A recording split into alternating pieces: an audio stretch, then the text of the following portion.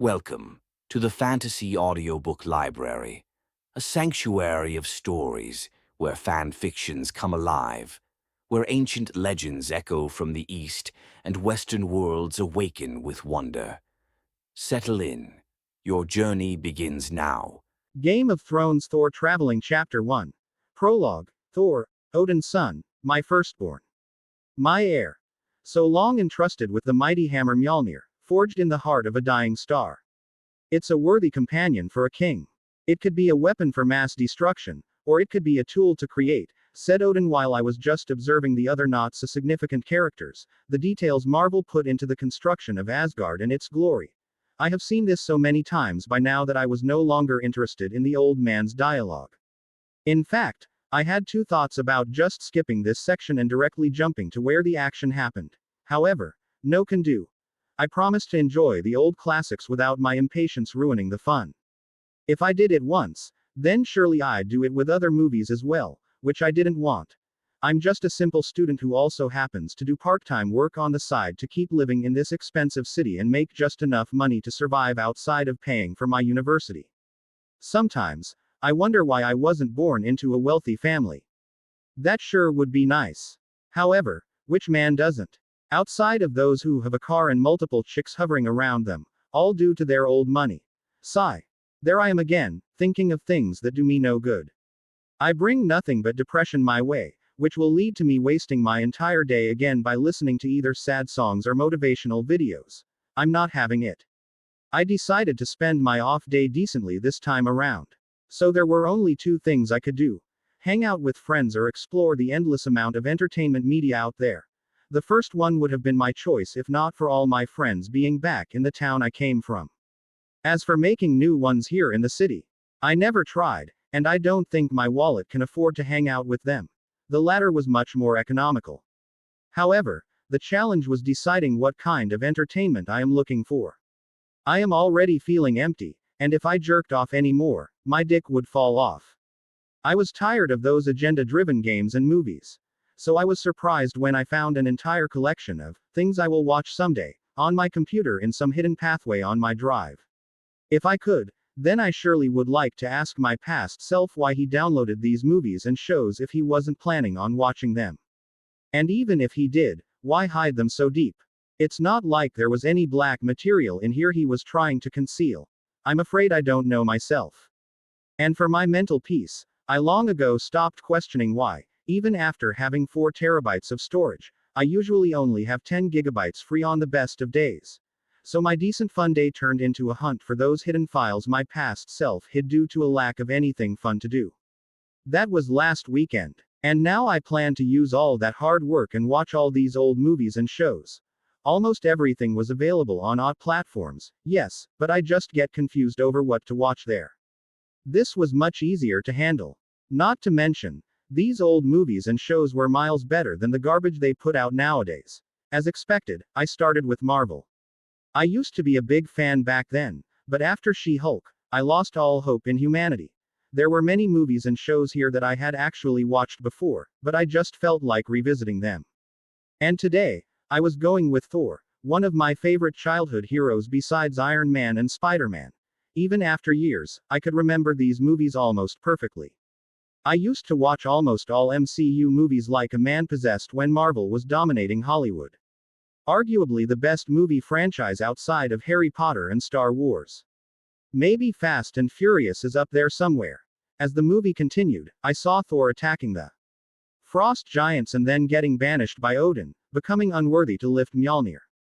Ah, Mjolnir. If there was one thing I wanted besides a girlfriend, only to tease my other single friends back then it had to be this hammer. Sigh, good times. Soon, Loki attacked Earth with the destroyer armor. Thor almost died, but by plot armor, he became worthy again, and the hammer came flying to him like my recent tax files. Boom. The hero started kicking the villain's ass. Good movie. Not the best in the lineup. I like Ragnarok way more than the other two, but this one also has its charm. Just as it was about to end, I saw something I couldn't remember in the movie. Stop. What are you doing? Get up. Loki shouted as he barely stopped Thor from falling off the Rainbow Bridge after Thor destroyed the section and caused a huge explosion. Wait a minute, isn't this the other way around? I paused the movie and pondered whether I remembered it wrong. But just as I was wondering, the video started once again.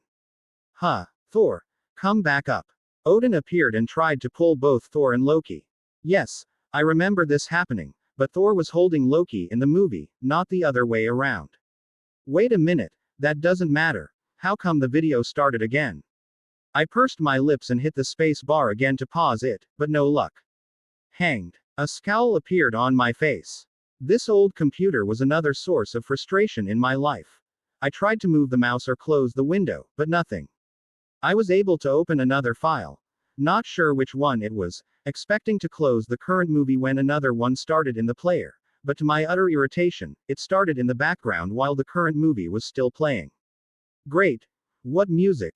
Wait, is that the Game of Thrones theme? I have that show in here. Game of Thrones theme, so that's why I hit it. Brother, let go. Let go. Thor said to Loki, who was barely holding him from falling into outer space. This was wrong. When did this happen? And if that wasn't enough, the GOT theme was making this unnecessarily epic. I tried to stop the movie, but the computer was completely hanged. Frustrated, I turned to pull out the power.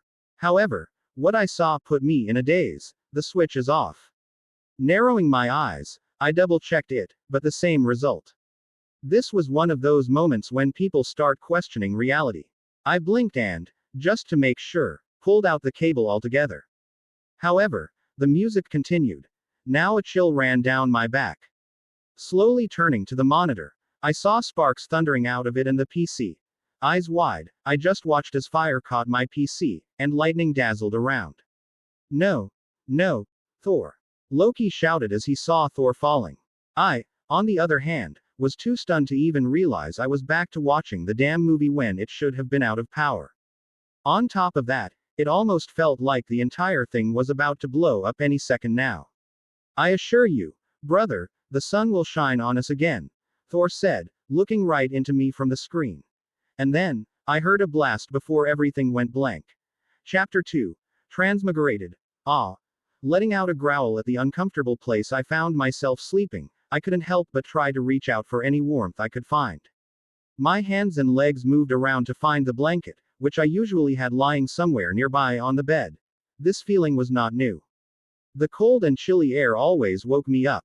I had a nasty habit of getting myself out of the blanket while sleeping, you see, but today, it felt extraordinarily cold. I moved around but couldn't find any warmth or comfort to prolong my sleep. Finally, though unwillingly, I opened my eyes. I shouldn't have.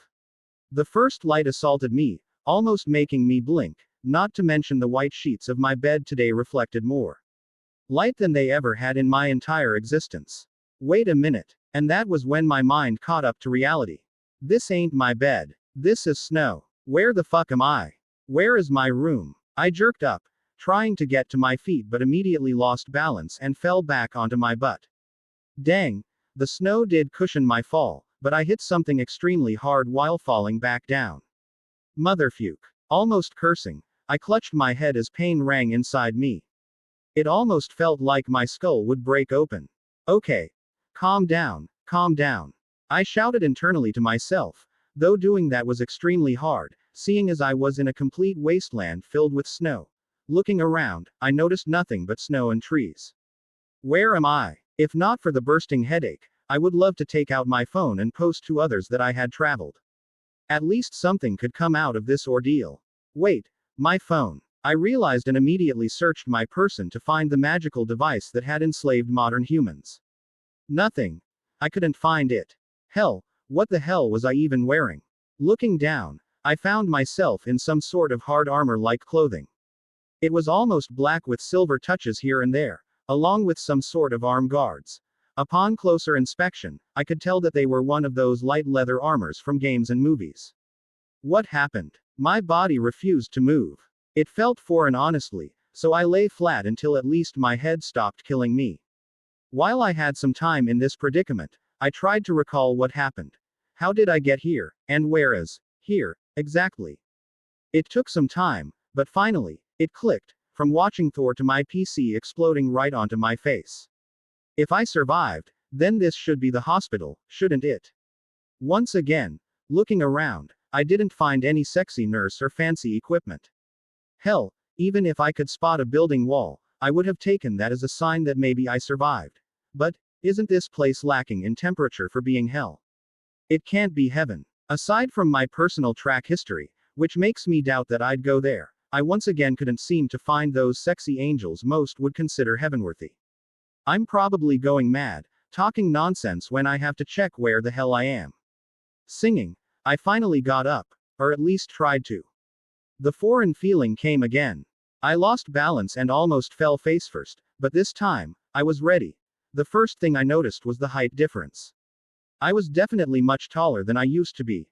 Second, I noticed the bloody place was freezing me from the inside out. I fucking need to build some fire.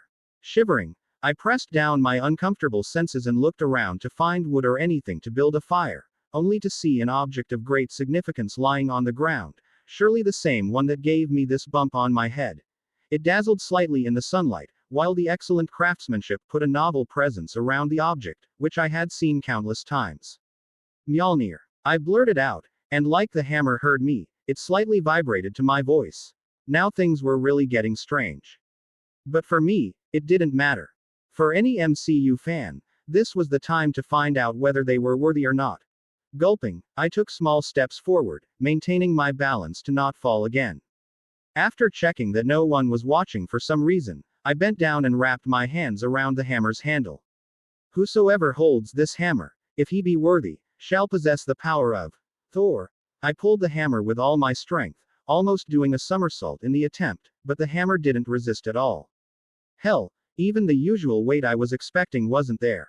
It felt like a toy in terms of weight. I raised the hammer high while shouting, but nothing happened. Let alone the sky darkening and thunder roaring, I didn't even see so much as a spark of electricity. Well, of course, it's a bloody stage prop. I sighed, though sometimes, acting like a kid is fun. Again looking at the hammer, I had to say the thing was surprisingly realistic. It was light, like plastic, but looked very solid, giving me enough confidence that I might even put a dent in my landlord's head the next time he asked for rent. Shaking my head, I let it go. Now wasn't the time to play around. I had to figure out where the hell I was. Letting go of the hammer felt surprisingly hard for some reason. As it fell to the ground, which I have to say again acted like a real dense weapon, I felt like I had lost something. Again shaking my head, I turned around. I had way more important things to do besides debating this sudden unhealthy obsession I had developed with a hammer. However, just as I took a few steps, I realized something. This is a wild jungle, and I'm completely defenseless. This thought immediately made me stop.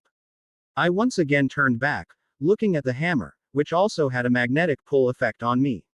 Maybe not the real deal, but it looks sturdy enough. Better have it than go empty-handed, I muttered. After convincing myself that I wasn't making things up just to get the hammer for myself and letting my inner fanboy win, I moved forward to pick up the hammer again, only to stop suddenly. Gods only know why, but my body betrayed me, and sneakily, my hand opened its palm toward the hammer, hoping for it to come flying at me. And nothing happened. Stop wasting time and get the damn thing already. I grumbled to myself and took it. Got to find where the hell I am now. Chapter 3. A different body. Okay, this might sound crazy, but I think I've become Thor. I know, crazy, right? But how else am I supposed to explain all the changes that have happened to me? At first, I was too overwhelmed to notice. Waking up in an unknown place with my body completely out of whack, my mind wasn't exactly working at full capacity. It wasn't until after I finished playing around with Mjolnir that I finally started to realize the obvious differences in my body, something I really should have done the moment I woke up. But again, my brain was not braining back then. I'm pretty sure this isn't my body. For starters, the insane muscle mass I have now would put any gym bro I used to know to shame. My entire physique looks like it was sculpted out of marble, like a Greek god. Or, well, in this case, a Norse god. In short, I'm jacked beyond reason. My hair is long and blonde now, a stark contrast to the short, messy black hair I used to have. Even my voice is different. I haven't had the chance to see my face yet. No mirrors or reflective surfaces in sight.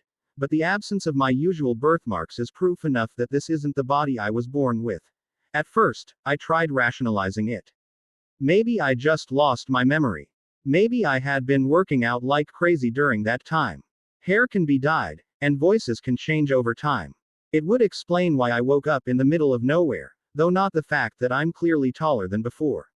Then again, without a measuring tape, that part could just be my imagination. When I couldn't come up with any definitive proof, I did what any reasonable man in my position would do. I pulled down my pants and checked. And, oh boy, what a sight it was.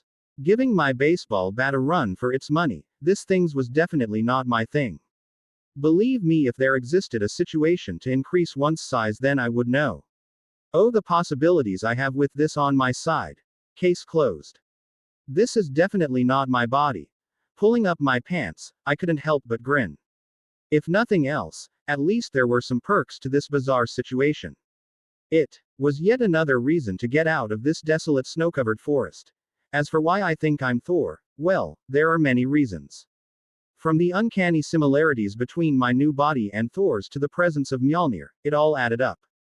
But the biggest reason, the memories of Thor slowly resurfacing in my mind, and the glowing system screen floating right in front of me. Thor template activated. The host shall have the power of Thor and beyond as he progresses through the system and earns points to upgrade one of three aspects of Thor by completing missions. Host attributes. Godly body level 1, Mjolnir level 1, lightning level 1, base MCU. Thor is 10 across all attributes. I could only gawk at the holographic screen. Now, I won't pretend I have no idea what's going on. I've read way too many fanfiction stories to not recognize a system when I see one. But to die, get reborn, and get a system of my own. What should I say? I'm honored. Sigh. At the very least, this confirms one thing. There's no way home for me. That thought took a while to settle in. And in that moment of uncertainty and frustration, I started noticing the changes in my mind. Not just my body, but my thoughts as well. What will happen to mother and father? That was the first thought that popped into my head. And it should have been normal, if my parents hadn't died when I was 10. My uncle raised me. No, I wasn't thinking about them. I was thinking about Odin and Frigga. That was unsettling. My memories were still my own, but Thor's memories were dominant in my mind, trying to merge with mine. I needed to do something to break out of it. So, I did something I never thought I would do. I picked up Mjolnir and started hammering away at a poor tree. Believe me, this is not how I usually handle stress.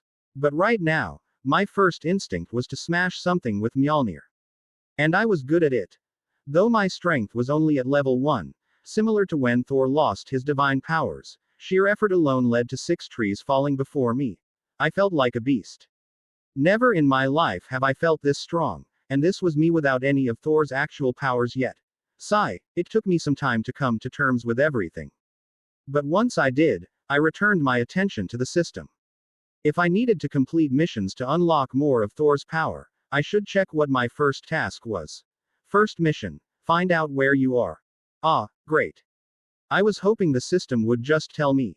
If only Mjolnir had its full power so I could fly up and get a bird's-eye view. But it looks like I'll have to upgrade it first. Base MCU Thor is level 10 across all 3 attributes according to the system.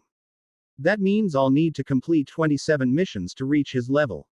It's a long way to go. As I mused over what I should do next, my senses suddenly picked up something. Even though I was just a human right now, Thor's instincts were still sharp. My body tensed on its own, slipping into a battle stance that I recognized from Thor's memories. If muscle memory was a thing, this had to be it.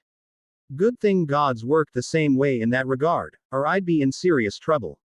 I just hoped that, if it came down to it, this body knew how to fight. The sound of footsteps grew louder, accompanied by haggard breathing. Tightening my grip on Mjolnir, I stayed vigilant until I finally spotted a person running toward me from deep within the woods. No, not a man. A boy. A teenager, about my age. Well, my original age, anyway. He was dressed in black, his face pale and panicked as he ran straight toward me. But the moment he saw me, he skidded to a stop.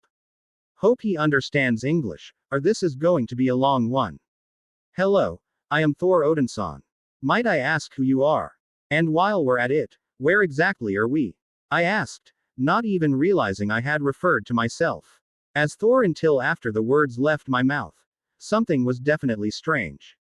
My mind was my own, yet Thor's memories were overwhelming, seeping into my identity.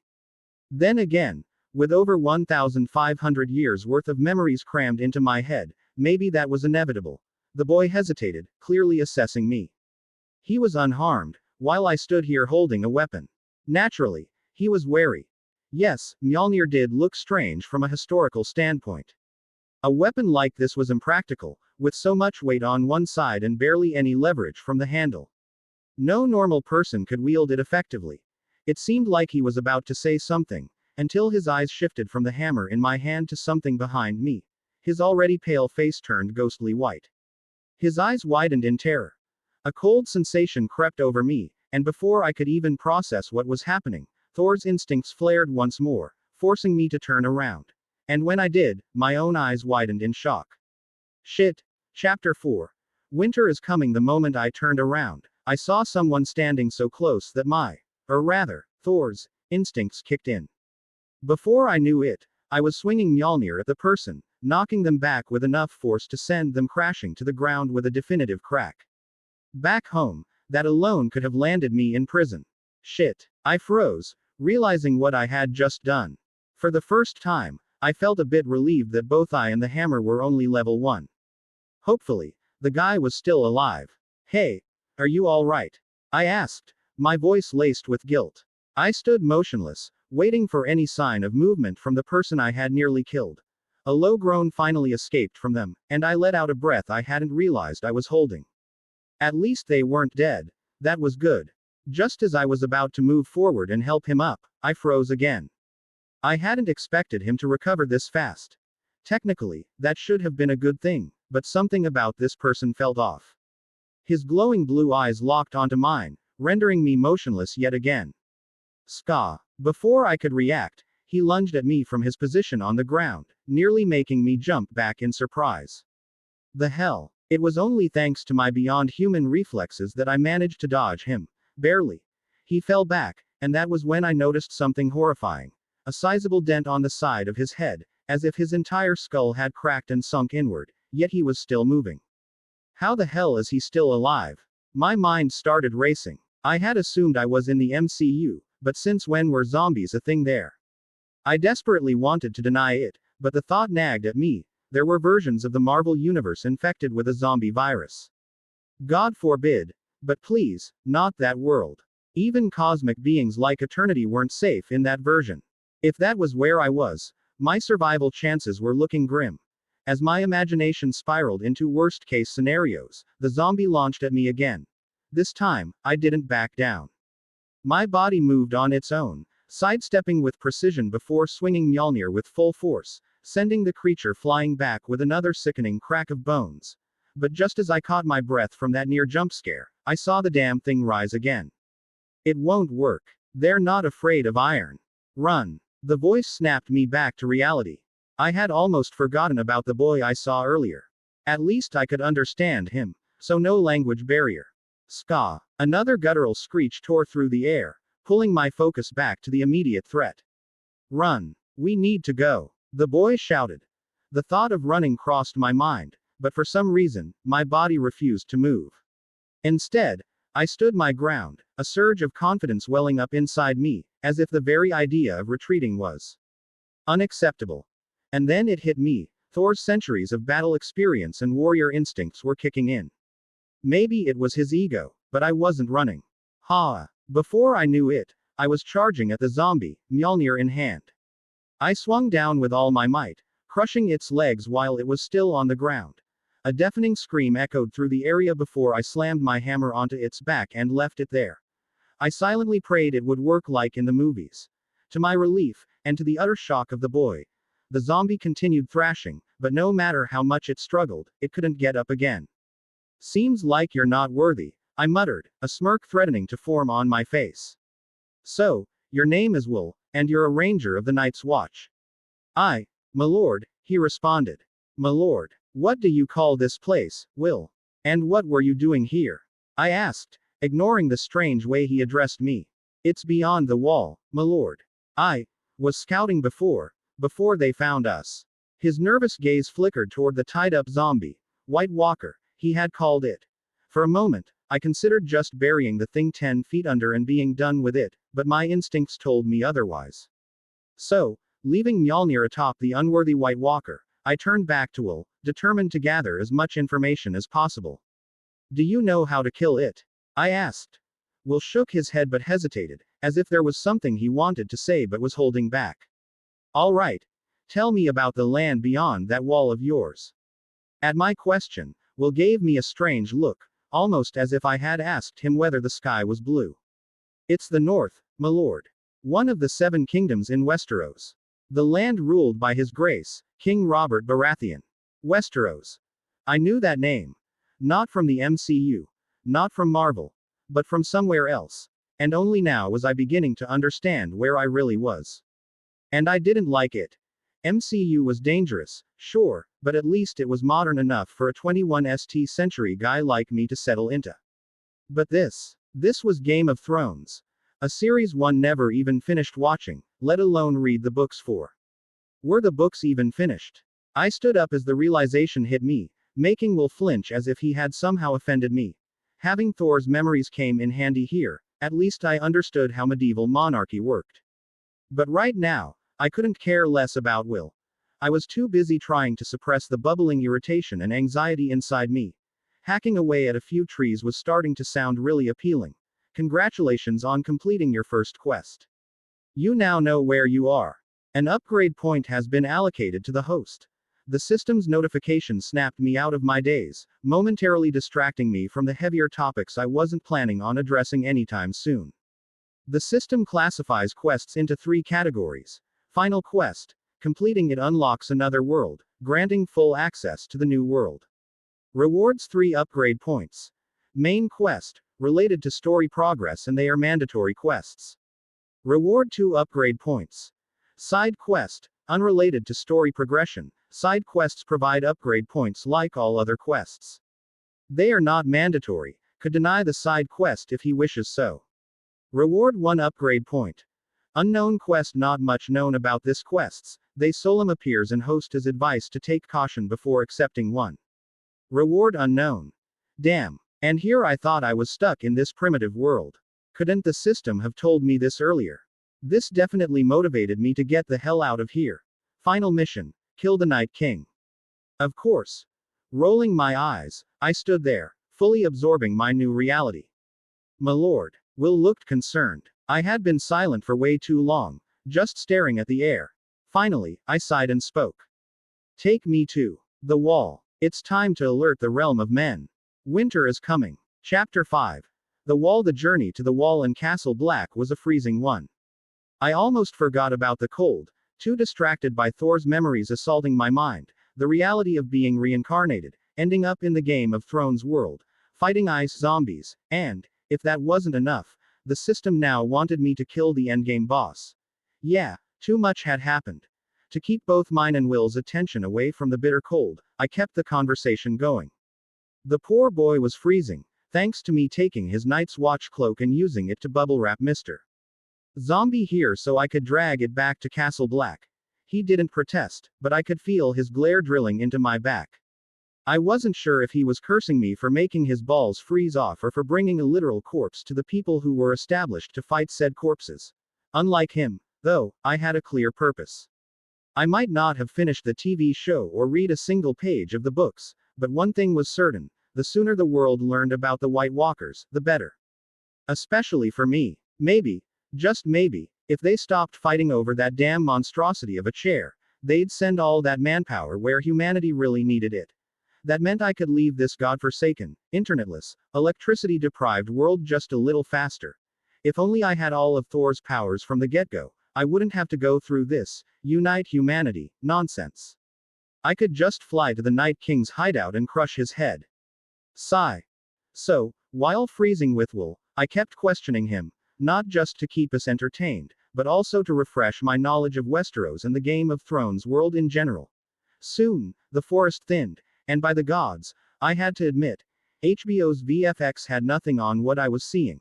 The wall, in all its glory, was more magnificent and enormous than I ever imagined.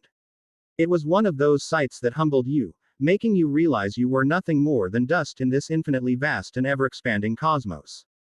That's the wall. Will must have noticed my odd expression, and a small smile appeared on his face. Though I had been the one asking most of the questions, he had also asked a few about my origins. Maybe it was my clothes, practically identical to Thor's, minus the metal armor and red cape. I definitely looked like a noble. And if I looked anything like Chris Hemsworth, mistaking me for royalty wouldn't be too far-fetched. Especially in Thor's getup.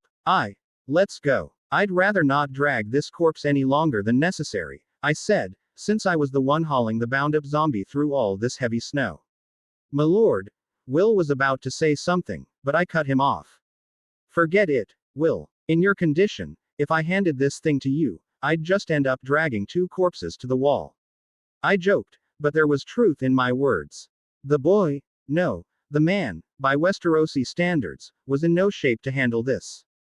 Not only was he shivering thanks to me stealing his cloak, but he had little to no muscle on him.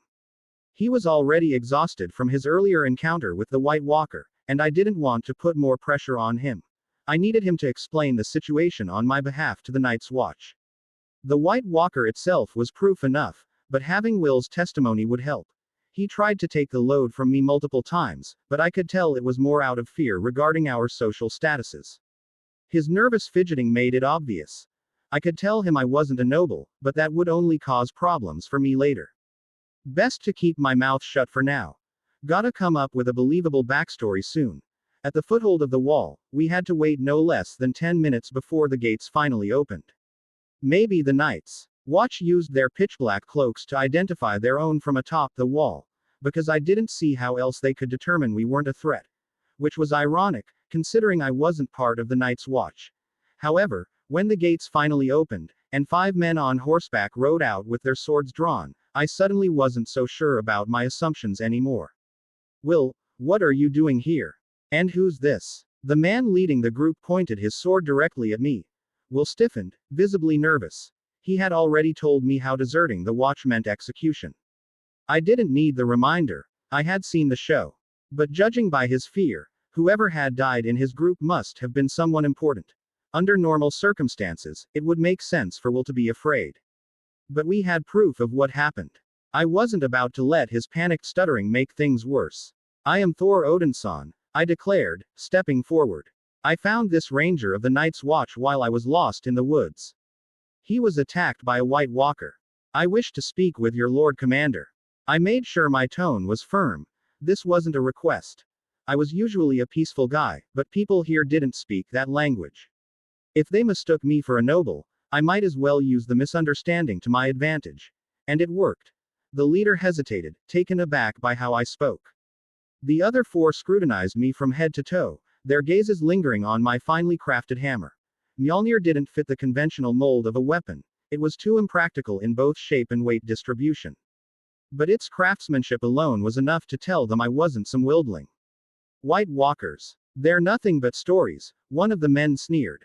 I sighed. Then, without a word, I dropped the large, human-sized bundle I had been carrying onto the snow.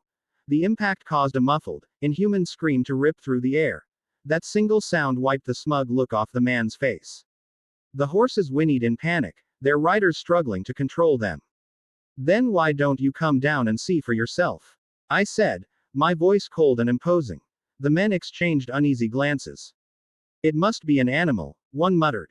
No animal sounds like that, another said, shaking his head. Will, explain yourself. What's in there? The slightly older member of the group stepped forward and asked this in harsh tone. Alistair. Will's voice trembled. He speaks the truth. I couldn't save them. I told him to turn back, but he didn't listen. I couldn't do anything, so I ran. He was hyperventilating. The now Alistair narrowed his eyes. I didn't remember him from the TV show, but it's been years since I watched Game of Thrones, so going by my memory wasn't the best idea. Who is this man? Seeing Will struggle to respond, I stepped forward. Immediately, their swords were back on me. I simply sighed. Save it. I'm not the one you should be afraid of. A man scoffed. No one's afraid of you. I didn't bother replying. Instead, I knelt and loosened the bindings around the bundled up White Walker. Ska. Even with its mouth stuffed with cloth, the White Walker let out an ear-piercing screech. The Night's Watch's mighty warriors went pale. It thrashed violently, its limbs still bound, but nearly lunged at the nearest horse, causing chaos among the riders. I grabbed it by the head, forcing its face into the open for all to see. That, I said, my voice like steel, is who you should be afraid of. A stunned silence fell over them. By the seven, someone whispered. Alizer's eyes widened in shock. He glanced at me, then back at the creature, before snapping to his men. Call Lord Commander Mormont. But he wasn't the only one in shock. His men fared far worse. Seeing their stunned expressions, he barked out, "Didn't you hear me, maggots? Call the Lord Commander now. Tell him winter has come." Chapter 6. At Castle Black, by the old gods, what is that monstrosity? 7. Protect us. Why has this stranger brought this cursed creature here? 7 Hells. Why did the Lord Commander even let that thing inside? Burn it. Burn it. The stories say they fear fire. The men of the Night's Watch gathered, horror and trepidation in their eyes as they stared at the creature caged inside the cellar. When fear began to creep into their hearts, humans often decides to strike first. Even though the White Walker was behind bars, completely restrained, people demanded its execution, demanded it be burned. It wasn't them speaking. It was their fear. Yes, burn it. Burn it and burn the last hope for humanity along with it, you halfwits. I shouted, growing annoyed by their cries. My voice immediately brought pin-drop silence to the cellar. No one had expected such an outburst from the new guy, but I wasn't about to let them have any bad ideas about the zombie. It was imperative to safeguard the White Walker until its existence became known to others. Burn it, and no one in the South will believe that the dead are lurking beyond this wall. Burn it, and no men will come to our aid when hundreds of thousands of these things start marching on the wall. Burn it, and every sacrifice made by the brothers of the Night's Watch, those who have long ended their watch, will be for nothing. I shouted, and finally, the men protesting the most quieted down. But there are always those who make things difficult. My Lord Commander, this man bringing this thing here is a bad omen. Don't fall for his words. We can't have this demon. Lord Thor speaks the truth. For how long has the Night's Watch bled and frozen its blood? It was for this day. We are here to guard the realm of men, the realm of living. This here is proof that our ancestors didn't build the wall for nothing. Before the man could finish spouting his nonsense, another voice resounded. It was none other than the Lord Commander of the Night's Watch, Jeor Mormont. He was an old, burly man with completely white hair, yet he looked as imposing as hell. But Lord Commander, this thing is a sin against the seven, and, enough. We are done here. The White Walker will stay in the cellar until all the lords of the north are made aware of it. That is final. The Lord Commander's authoritative voice finally silenced the man who had been protesting. Disperse, all of you. Alicer, Benjen, Will, Maester Emmon, and Lord Thor, please follow me to my cabin. We need to talk, Jeor Mormont ordered before turning to leave. I was reluctant to follow him, though. Seeing the reaction from these Night's Watch members, I was afraid that someone was going to try something really stupid. And Corin, Yorin, make sure none of these bastards do anything foolish, the Lord Commander added as he walked out of the cellar. So, you're a traveler who lost his way and ended up beyond the wall, where you met Will, who was attacked by the walkers. And you saved him while also capturing one. You expect me to believe that? Alicer spoke after hearing my generic background story, which contained little to no information about my past. You believe the dead can walk, yet you don't believe a living person can get lost. I shrugged as I fought a hard battle not to drink the wine they served me. I never drank in my old world, partly because I was still underage, but also because I never planned to. I intended to refuse the wine and ask for water, but then I realized water could contain algae and bacteria. One of the reasons people drank alcohol so much here. As for why I was resisting, well, it was because of Thor's instincts. He used to drink a lot.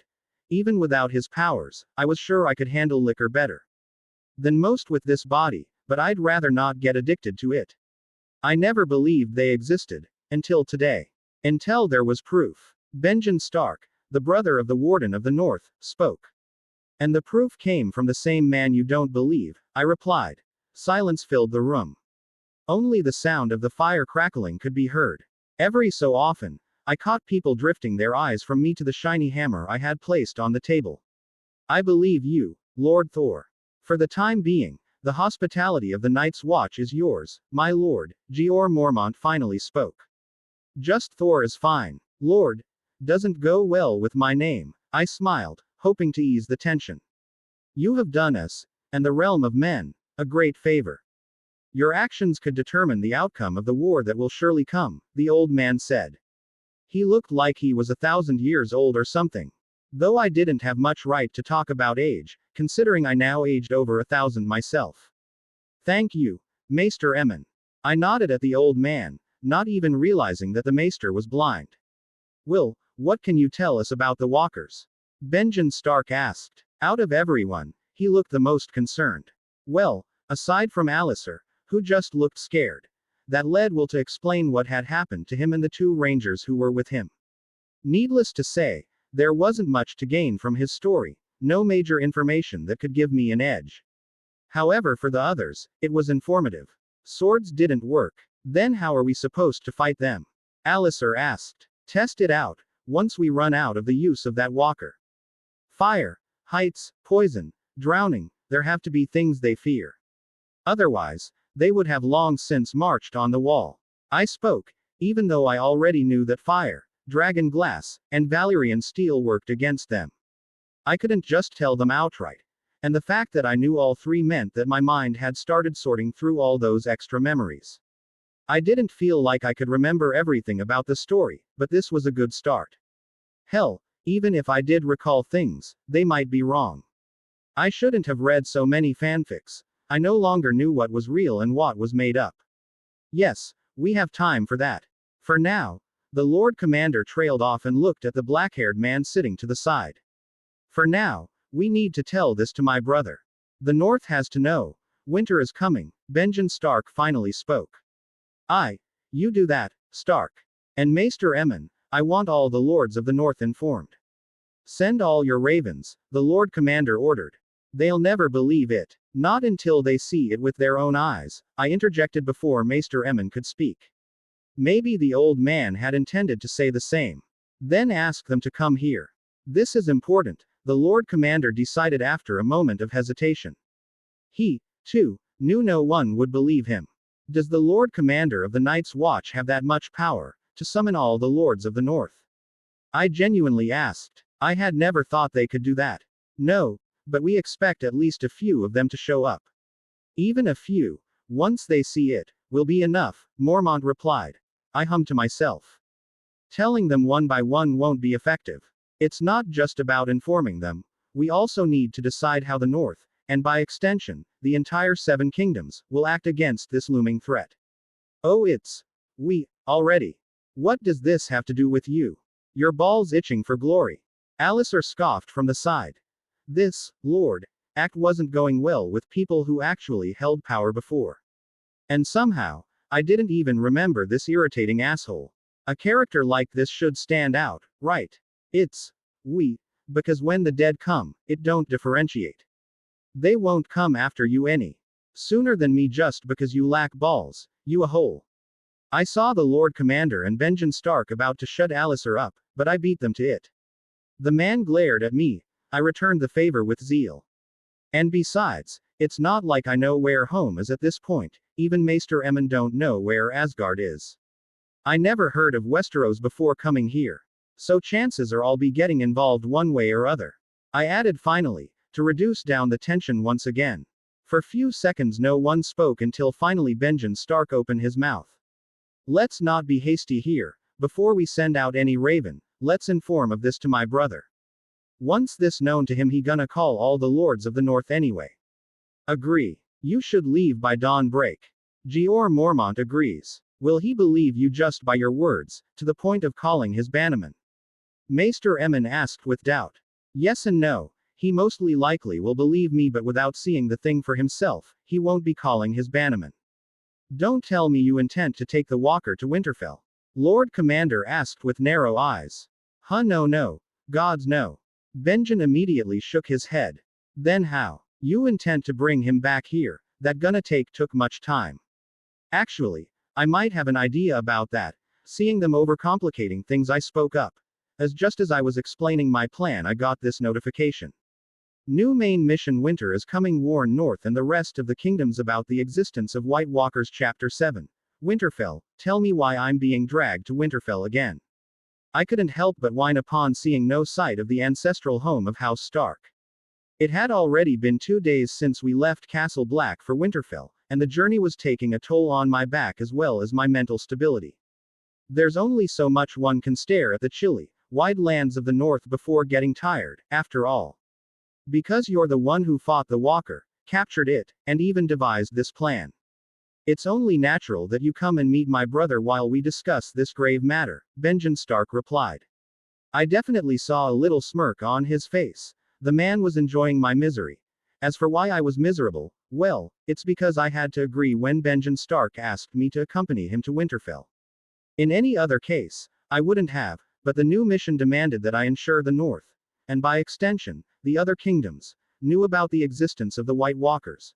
My butt wasn't liking this journey any better than my dopamine sensors. For the first time in my life, I had to ride a horse. Now, Thor knew how to ride, unlike me, and by extension, I too knew how, but doing it and knowing it were two different things. Even Thor never rode a horse after getting Mjolnir, so relying on his memories to do it was like trying to hack the Pentagon on my first attempt. However, I had time to learn on the way.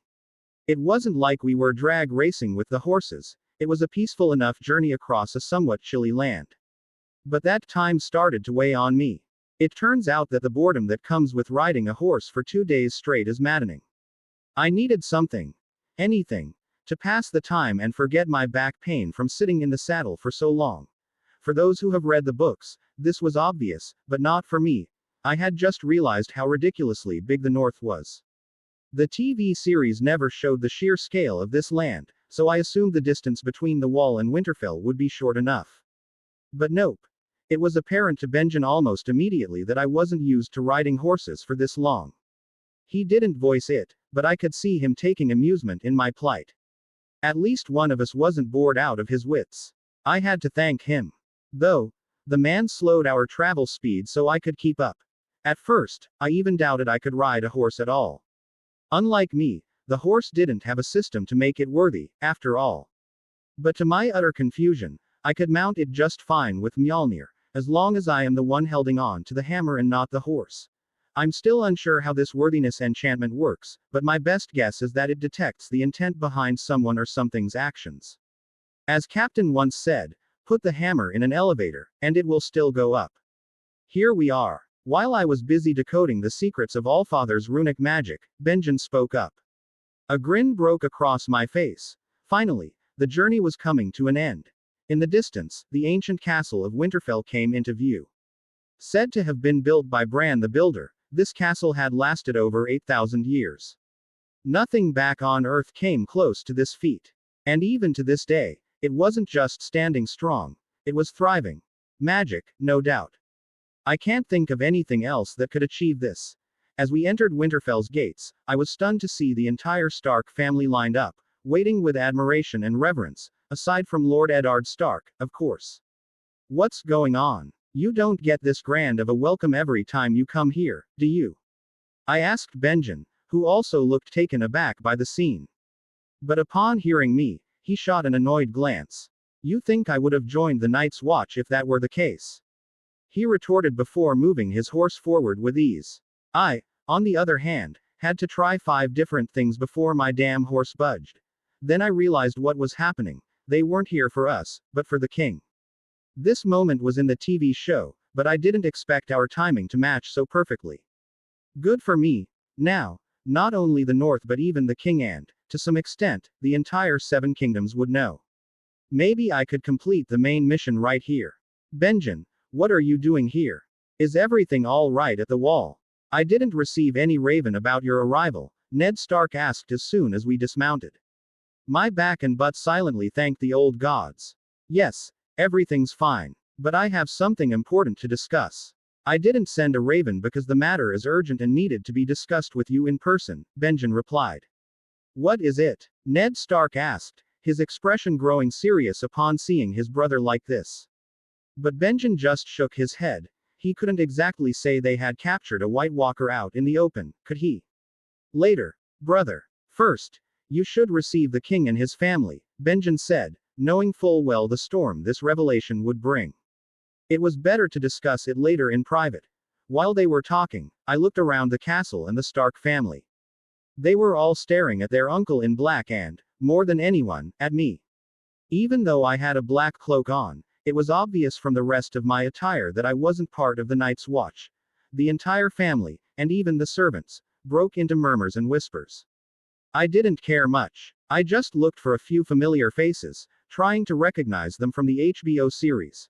I spotted Catelyn Stark, who was observing me with the poised scrutiny of a highborn lady. She was beautiful, I had to admit. Very similar to her actress in the show, but much younger. Robb Stark, Bran Stark, Rickon Stark, and even Sansa Stark, who was practically a little Catelyn at this point, given how much she resembled her mother, all looked strikingly similar to their HBO counterparts. Is it just me, or is she blushing while looking at me?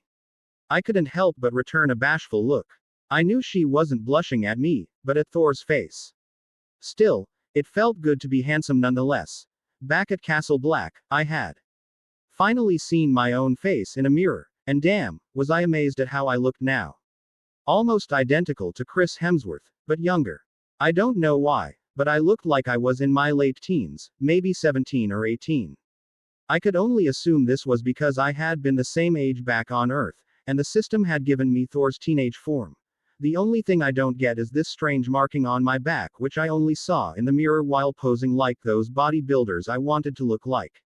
No idea what that is, but there was no pain or inflammation. It looked like a tattoo the way it was looking, but I could tell that wasn't it. It's a strange birthmark, that the only way I could describe it for the time being. I wonder how old he was when he looked like this. 500. 700. Shifting my gaze, I started looking for the real stars of the show, Arya and Jon Snow, two of my favorite characters. But that thought didn't last long before Ned Stark turned to me, his face contorting as if he were remembering something. He stared at me for a few seconds, scanning me from head to toe. Was I really that handsome? Or had he caught me staring at his daughter? Your Royal Highness. Huh. Chapter 8. King's entourage, handsome. That was the only thing on Sansa's mind when the prince of her dreams entered through the gates of Winterfell. Then and there, she knew, this was the person she had been waiting for all this time. Those muscles, those long golden hair, those striking blue eyes, and by the seven, that dashing face. For a few seconds, Sansa completely forgot that her uncle Benjen stood right beside the prince.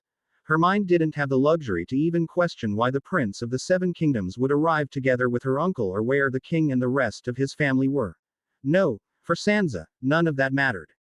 She only looked at the man in front of her, feeling her heartbeat rise, so much so that she thought it might burst out of her chest. And she wasn't the only one under this delusion. Her siblings, her mother, and even the Lord of Winterfell assumed that this person was none other than the Crown Prince himself.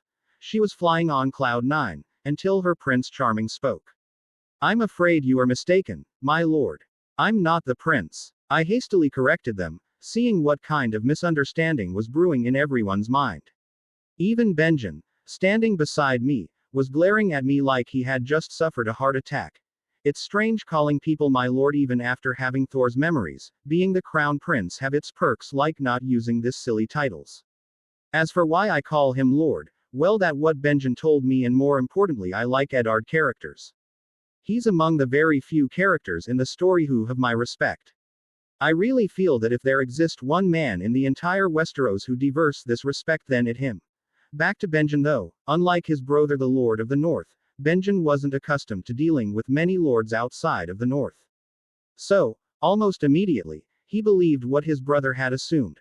I could see everyone looking at me with strange expressions, especially Ned Stark, who seemed unable to believe what I had just said. But when I didn't add anything more, he felt a little embarrassed and turned to Benjen, as if silently asking, "Who is this?" "He is Thor. He's the reason I came here in the first place. We have a matter of great importance to discuss with you," Benjen said, now just as confused as the others. I couldn't blame them, though. It must have been my timing, and my looks. With this blonde hair, I definitely looked like a Lannister. I couldn't help but chuckle to myself internally, not even realizing that while I was amused by the misunderstanding, a certain girl stood there, gaping. All her dreams had just plummeted faster than her heartbeat had been racing a second ago. He's not the prince? Arya asked, confused. She had never seen a prince before, but even she could tell that this man looked very much like one. She also noticed her sister making that idiotic face, the one she always had when dreaming about an imaginary knight coming to take her away. Robb was thinking the same.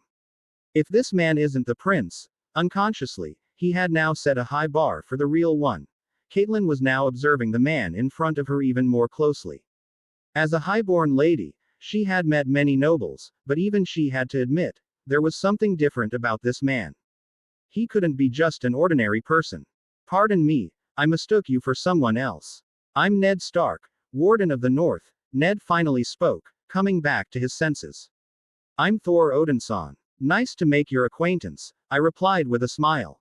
I noticed that he was still looking at me keenly. Only the old gods knew what those eyes were searching for. I saw him open his mouth again, clearly wanting to say something, but before he could, a horn was blown, drawing everyone's attention back to the gates. This time, it was truly the king's entourage. I quickly nodded at Ned Stark before moving to stand beside Benjen. I knew my looks would make me stand out, but I really should have thought of a way to avoid this earlier. Now, there was nothing I could do about it.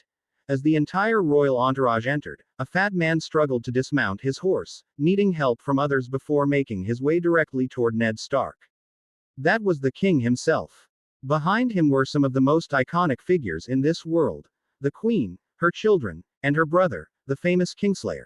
I kept my mouth shut the entire time. To maintain a low profile, I stepped behind Benjen, as he was a Stark and belonged in the front. This also had another advantage: they wouldn't know whether I kneel or not. I wouldn't have mind kneeling down back on Earth, but I have seen unusual amount of pride ever since coming here in this body. I just don't feel right kneeling for some reason. Feeling of anger, hesitation and defiance rise inside by just thinking of doing which doesn't befits a royal. Surely an after effect of getting Thor's body in mind. I have to get used to this quick. The king soon began greeting the Stark children, while the queen made her way forward to have her ego stroked, by making Ned Stark kiss her hand. It had been a long time since I had watched the show, but seeing everything play out live refreshed my memory. However, I wasn't doing as good of a job of hiding as I thought. Suddenly, the queen's eyes fell on me, locking me in a tense stare. I quickly broke eye contact, not wanting to give that crazy woman any reason to make trouble for me. But it seemed like trouble was hellbent on finding me anyway. I saw the queen looking at me intently before making her way toward me. I internally hoped she wasn't coming for me, but all hope was dashed when she stopped right in front of me and raised her hand. It took me a moment to realize what she was doing. I am not a Stark. The host should have the honor. I'll allow it, she interrupted. I had been trying to escape the predicament, but Cersei immediately shut me down. Gotta admit, now that she was standing this close, she was beautiful. If only she could do something about that permanent scowl on her face. I see, but as a guest here, I can't do that to my host, so I'll pass it, I said without hesitation, looking directly at her eyes. I have no idea why I did that. Honestly, I could have just ended this with just one kiss, but doing something I didn't want to made me repulsed. Who are you? She asked, narrowing her eyes, surprisingly not taking offense to what I just said. She looked directly into my eyes as she asked, and only the gods knew what was going through her mind. I'm Thor. Thor Odinson. Even after I answered, she kept looking at me. Slowly, her scowl morphed into a strange expression, one I couldn't quite recognize. How old are you? She asked suddenly, catching me off guard. Besides my real age being a complicated matter, why did she even care? I'm 17. What? Cersei's eyes narrowed. I had totally forgotten that people here were weird with their numbers. 10 and 7 name days old, I corrected myself, still looking right into her eyes, without showing any weakness. My mind said not to. I'm not sure where I stand in the food chain yet with just level 1, but this newfound pride gonna be my end. She still didn't respond. Instead, she gave me another glance, one that lacked her usual scowl but carried something else entirely, before finally turning around and walking away. What was that about? Benjen hurriedly asked once the queen was gone. I know no better than you do, I shrugged. What could I say? That woman was half crazy. Best to keep my distance. Benjen, on the other hand, gave me a hard look. First, his brother mistook the man he had brought as the crown prince. Now, the queen was suddenly taking an interest in him. Benjen didn't like it.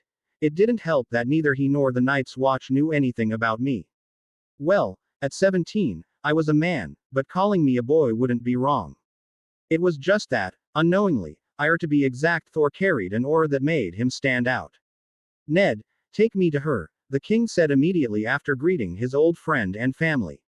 I was just relieved he hadn't noticed me. We have been traveling for a moon, my love. Surely the dead can wait, the queen spat, her scowl returning. She earned a glare from the king for that. Take me to her, Ned. Robert completely ignored his wife's complaint and followed Ned Stark. Cersei looked like she was ready to murder someone. She flashed a fake smile at Lady Stark before marching inside Winterfell with her children. However, just before she disappeared inside, she turned back, almost startling me, and gave me another strange look before finally leaving. I won't lie, I was starting to feel uneasy. Mixing with that woman had never brought anyone good fortune. And in my current state with all stats being level 1, I couldn't afford to get caught up in her schemes. However, if I have no other option then fight I must. No. Why I'm thinking like that, damn Thor's personality is rusping on me. I saw a few more notable people in the entourage, but now that both the king and queen were gone, I just wanted to get away from all these watchful eyes as soon as possible. So I just ended up following Benjen and kept my dead down as much as possible. However, again it turned out that I was unwantedly attracting unnecessary attention towards me by just being there. I saw Jaime Lannister looking at me and so was the case with Crown Prince. Chapter 9. Feast, Riz and LVL 1 hits. Be my hand, Ned. You belong in the Crownlands by my side, Robert Baratheon, the King of the Seven Kingdoms, finally said, making Eddard Stark's assumption come true. He knew why Robert was here, and he found himself overwhelmed by the proposal. Did he want to be the hand of the king and go south? No. Only the old gods knew how much he hated the south. But this was his brother, all but in blood, and his king who was asking him. He couldn't find it in himself to refuse. So, Lord Eddard Stark kneeled, following his honor and duty like he always did. Your Grace, you honor me. I'm not honoring you. I'm asking you to run my kingdom while I whore and drink myself to an early grave. Come on, Ned, get up. We were meant to be brothers, to rule together. You helped me get the Iron Throne, now help me run it. Robert laughed and was ready to leave the Stark cemetery after meeting with his only love, Lyanna. And, Ned, we must join our houses. You have a daughter, and I have a son. This time, I'll make sure there will be a Northern Queen in the Red Keep. Robert Baratheon said, more like decided unilaterally, and walked away. Robert, that was when Ned Stark called his friend. Maybe he wanted to refuse to go south. Maybe he had a weight on his conscience regarding his bastard's true origins. Maybe he didn't want to marry his daughter into the south. But what came out of his mouth even confused Robert Baratheon. Joffrey is your firstborn. Yes. Who else could it be? Robert looked at his brother all but in blood with confusion. Nothing. Just asking. Ned shook his head. It was his imagination, after all. Why are you acting like that? A lady shouldn't play with her food, Septa said, making Sansa even more frustrated. I'm not playing. Then where is your smile? Look, the prince is looking at you. You shouldn't avoid his gaze. Give him a smile. Septa pointed at Joffrey, who was indeed looking at Sansa, more like waiting for her to notice that he was looking at her. But the girl never once looked at him. Her eyes mostly remained on her food while she pretended to eat, occasionally roaming to the entrance as if waiting for someone.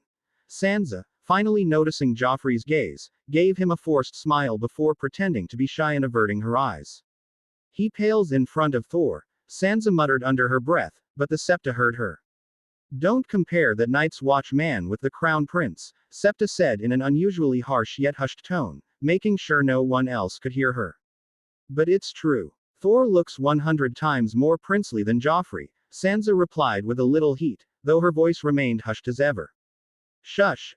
Appearances can be deceiving, child, Septa pursed her lips and said, though she very much understood how her best student had developed such infatuation with a man she had just met today and had seen for less than 5 minutes. For all her virtues learned from the seven, even she had to agree, the Night's Watch man looked more princely and was undeniably handsome, but that didn't mean she could let this infatuation develop into something else. He's not with the Night's Watch, Sansa muttered, her eyes roaming once more toward the gate. She wasn't the only one. Many girls and women were disappointed by the absence of the once uninvited guest from the wall. And the Queen was one of them. However, her reasons were different. Cersei, for once in her life, couldn't figure out what she wanted. She had always known what she wanted since childhood, and she had always gotten it, either by money or other means. But today, she wasn't sure. From the moment her eyes had laid upon that man, she had been in a strange mood. Do I fancy him? She first asked herself this, and only got a half-hearted response. It wasn't often that she found a man more charming and handsome than her own brother after all. Any woman would want to have that man's company, and in that regard, Cersei found herself no different. But was it lust that had driven her to walk up to him this morning? No, there was something else. Those long golden locks, that face. She couldn't pinpoint it, but she knew this wasn't just mere lust. If it were, she would have long since tried to seduce him, if not outright order him to warm her bed. She was the queen, after all. She could have anything she wanted. And yet, her heart beat differently around him. Not just lust, no, something else. And thus, she too found herself, ever so often, looking around the feast hall, searching for Thor, the man who had brought chaos to her mind for some reason. And while her eyes roamed, she saw her husband. Groping a wench, bringing back her trademark scowl. My hand trembled as sweat dripped from my head. I found myself sitting alone in a dark room with no light source.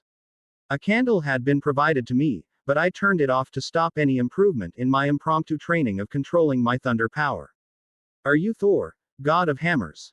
That line had been disturbing me from the start. If the system modeled my power according to MCU Thor, then surely I should be able to use thunder, even at level 1. But it was immediately evident that I couldn't. Or, to be exact, not without the help of Mjolnir.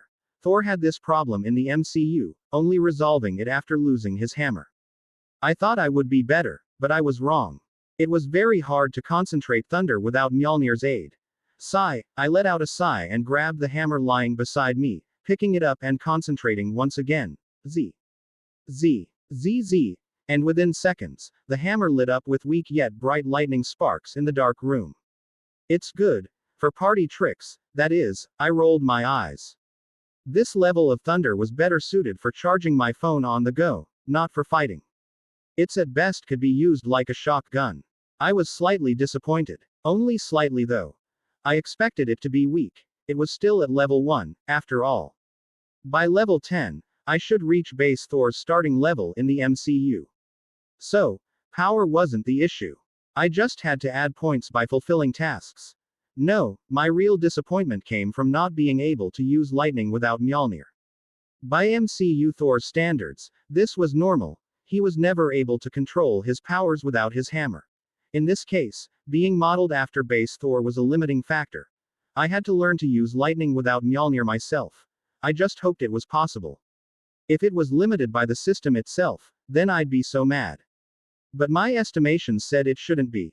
The power had always been in Thor. He just didn't know how to use it.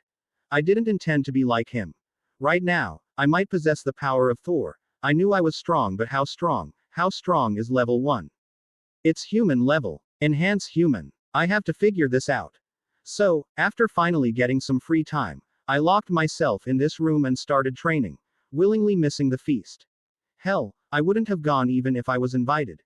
It seemed that after getting that little bit of attention from the queen, even Benjen was wary of showing my face in front of the king's entourage.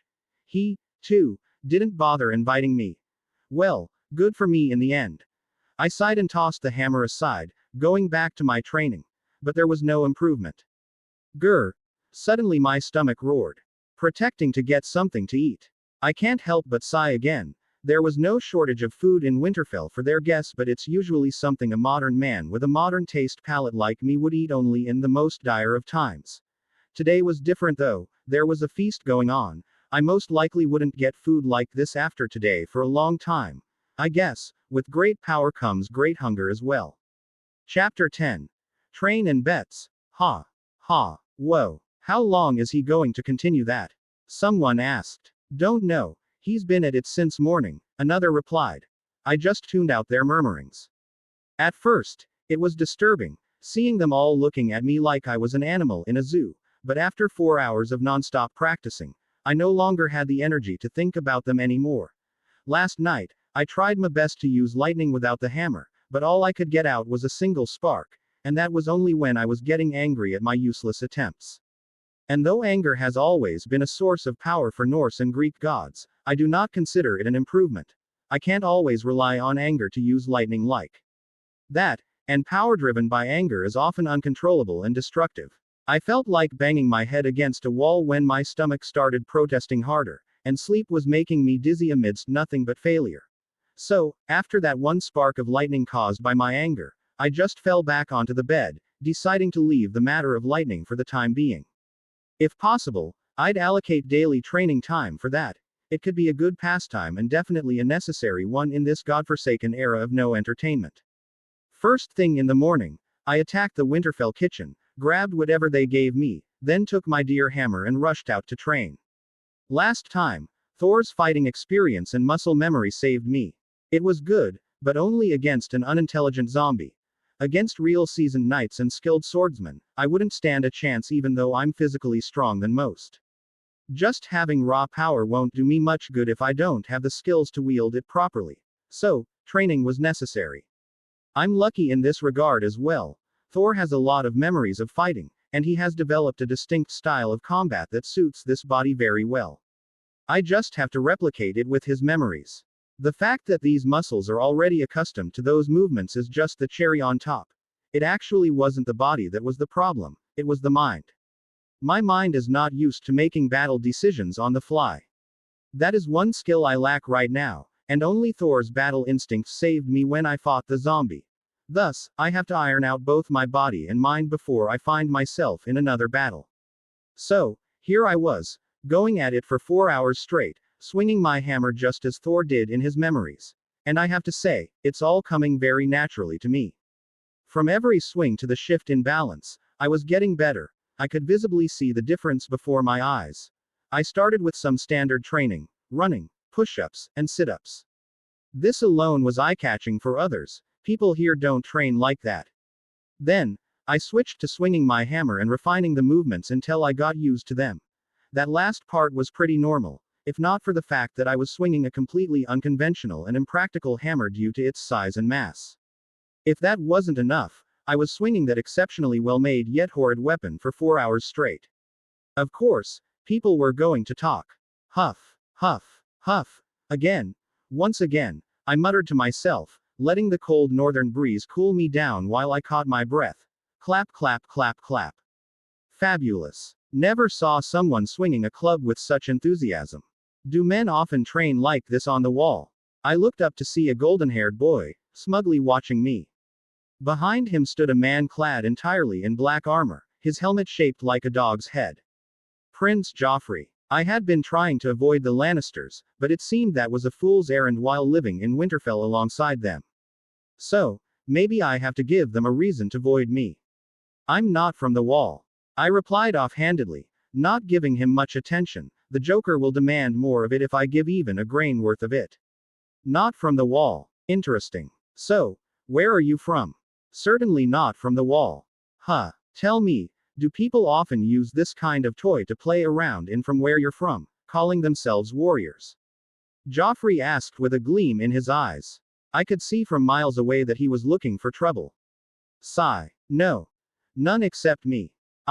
It shows. Joffrey laughed while looking at me. I have seen this. Characters often tries to do this in Game of Thrones. It's like they are born with a prick in their ass. None except, because there is no one like me, I replied, now getting a little serious as I got closer to him and easily flipped my hammer in the air. Something very hard with an object with its weight, and yet I did it effortlessly, making both Clegane and Joffrey shocked, especially Joffrey who was so close to me now. I got the hammer when I was a child. It was indeed a toy to me, until I learned that if I swing it hard enough, it's a toy no more. I slowly got closer to him and glared at him. Being significantly taller and more muscular than him definitely helped me what I was going for here. The bastard slowly stepped back, losing that smirk on his face. But I wasn't done. I slowly lower my head to his level. Only I swing it because only I could. Many tried to lift the hammer, very few could, and none lived to tell the tale. Do you know why? I said with a heavy voice, not even Clegane on the side getting anxious seeing how his hands were almost on his sword. Why? Haha. Because none were worthy. I slowly slipped the words into his ears and turn around. I don't like bullying, but that was damn satisfying. Me turning back also seemed to relax Clegane, who was clenching on his sword handle. However, just as I was going back in to fill this raging fire my belly, I heard someone shove his own foot on top of the hammer. I'll do it. Huh. The hammer. I'll lift it. You think that damn piece of junk can tell whether I'm worthy? Give the hammer here. Joffrey all but order. You sure royal ass. I mean highness. People are watching. You can still take back your words, but once I put the hammer down. I trailed off. Joffrey glared at me, though looking uncertain he opened his mouth finally. I'll lift that hammer. If I lift it, then it's mine and you would be punished for spreading falsehood in this kingdom and for lying and deceiving. Joffrey shot back, maybe thinking I would be afraid. Unfortunately for him, he wasn't the first person who tried to lift the hammer. The entirety of Castle Black had failed before I came here. None were able to and none shall. If this was some other fantasy like Tolkien then maybe, but finding a worthy one in G.R.R. Martin's work, I have better chances of finding peace here than that. Haha. Excellent suggestion. Very well then. Agree, but what do I get in return if you can't lift the hammer? Certainly, a prince of your caliber and honor with a mass reputation would put something equal to this wager. Now I was grinning. I wasn't looking to scam people, but if they themselves wants to be scammed, then whom I'm to say no in the face of a gifted horse? Huh. That will never happen. Sure. But just in case, let's put something on the table. How about 1,000 gold dragons? Surely it's nothing for the crown prince and the next king of the 7 kingdoms, or it's too much. Should I lower the amount? Clegane on the side looked at me with narrowed eyes. He wasn't getting what was going on. Yes, the hammer should be heavy by the look of it, but not so much that the prince can't lift it, and a 1,000 gold dragon. Where did this guy got the balls to ask for something like that? Fine. Just toss the damn hammer already. Joffrey was getting annoyed now. Seeing I wasn't playing his game, he now was just looking away to punish me. Fair enough. I shrugged and tossed the hammer at the ground. Had two thoughts of directly tossing it at him though. What followed was a show of a whiny child making a fuss. Joffrey bent down and tugged the hammer only for drag himself immediately down at the sudden jerk. He fell down to the ground while I kept on looking at Clegane. Joffrey then went to use 2 hands and with all his power he attempted to lift the hammer only for the hammer to not budge an inch. Even the hound was surprised at this. People around us started to murmur. Why it won't move? Joffrey shouted, not finally fussing about the situation. Don't worry. You're not the first one who has tried to move it, and certainly you're not the last one who will fail. I shrugged and bent down just to easily pick up the hammer in front of him, making him confused and looking at me like I was a ghost. 1,000 gold dragon. I reminded him as I waved my have and was ready to take my leave. However, the horrid creature once again started making noise. What did you do? It's not possible. You cheated. Joffrey shouted. Looking around I realized that we have gathered quite a bit of audience here. Sigh. Cheated. How? I already told you that none can lift it beside me. As you see, I didn't lie. So how do I cheat? You did something. There is no way I couldn't lift the. Joffrey started to get frustrated, the usual response when things are not going his way. And just I said you can't lift it, no one can. I didn't lie. I don't see how I cheated. So, I shrugged, seeing Joffrey not having much to say. I was ready to take my depart when finally he said something which stopped me. Stop. This ain't over yet. He glares at me. You want coins, right? Fine, you'll get your coins. Fight him. If you beat him then you get to take you coin. He said with irritation as he pointed at Clegane beside him. Another wager I see. I looked at Clegane and pondered. Though I don't wanna do what this spoiled brat tells me, but it's a chance to test out my current level. Thor level 1 is good and all, but how much is that level 1 exactly? 10% of Thor. If base Thor was state to be level 10. My assumptions are good and all, but they don't account to much without testing out my real strength. Fine, I'll fight. But the wager should be equal. I lose and you pay me nothing. But what if I win? What then? I asked. I'll double the coin. Joffrey didn't care. He just wanted to see the man in front of him beaten. Nay, 1,000 will suffice, but I could use a little chat with His Grace, King Robert. Grinning, I put forth my condition. Chapter 11. Never underestimate level 1 inch. I could use a little chat with His Grace, King Robert, I said, waiting for a response.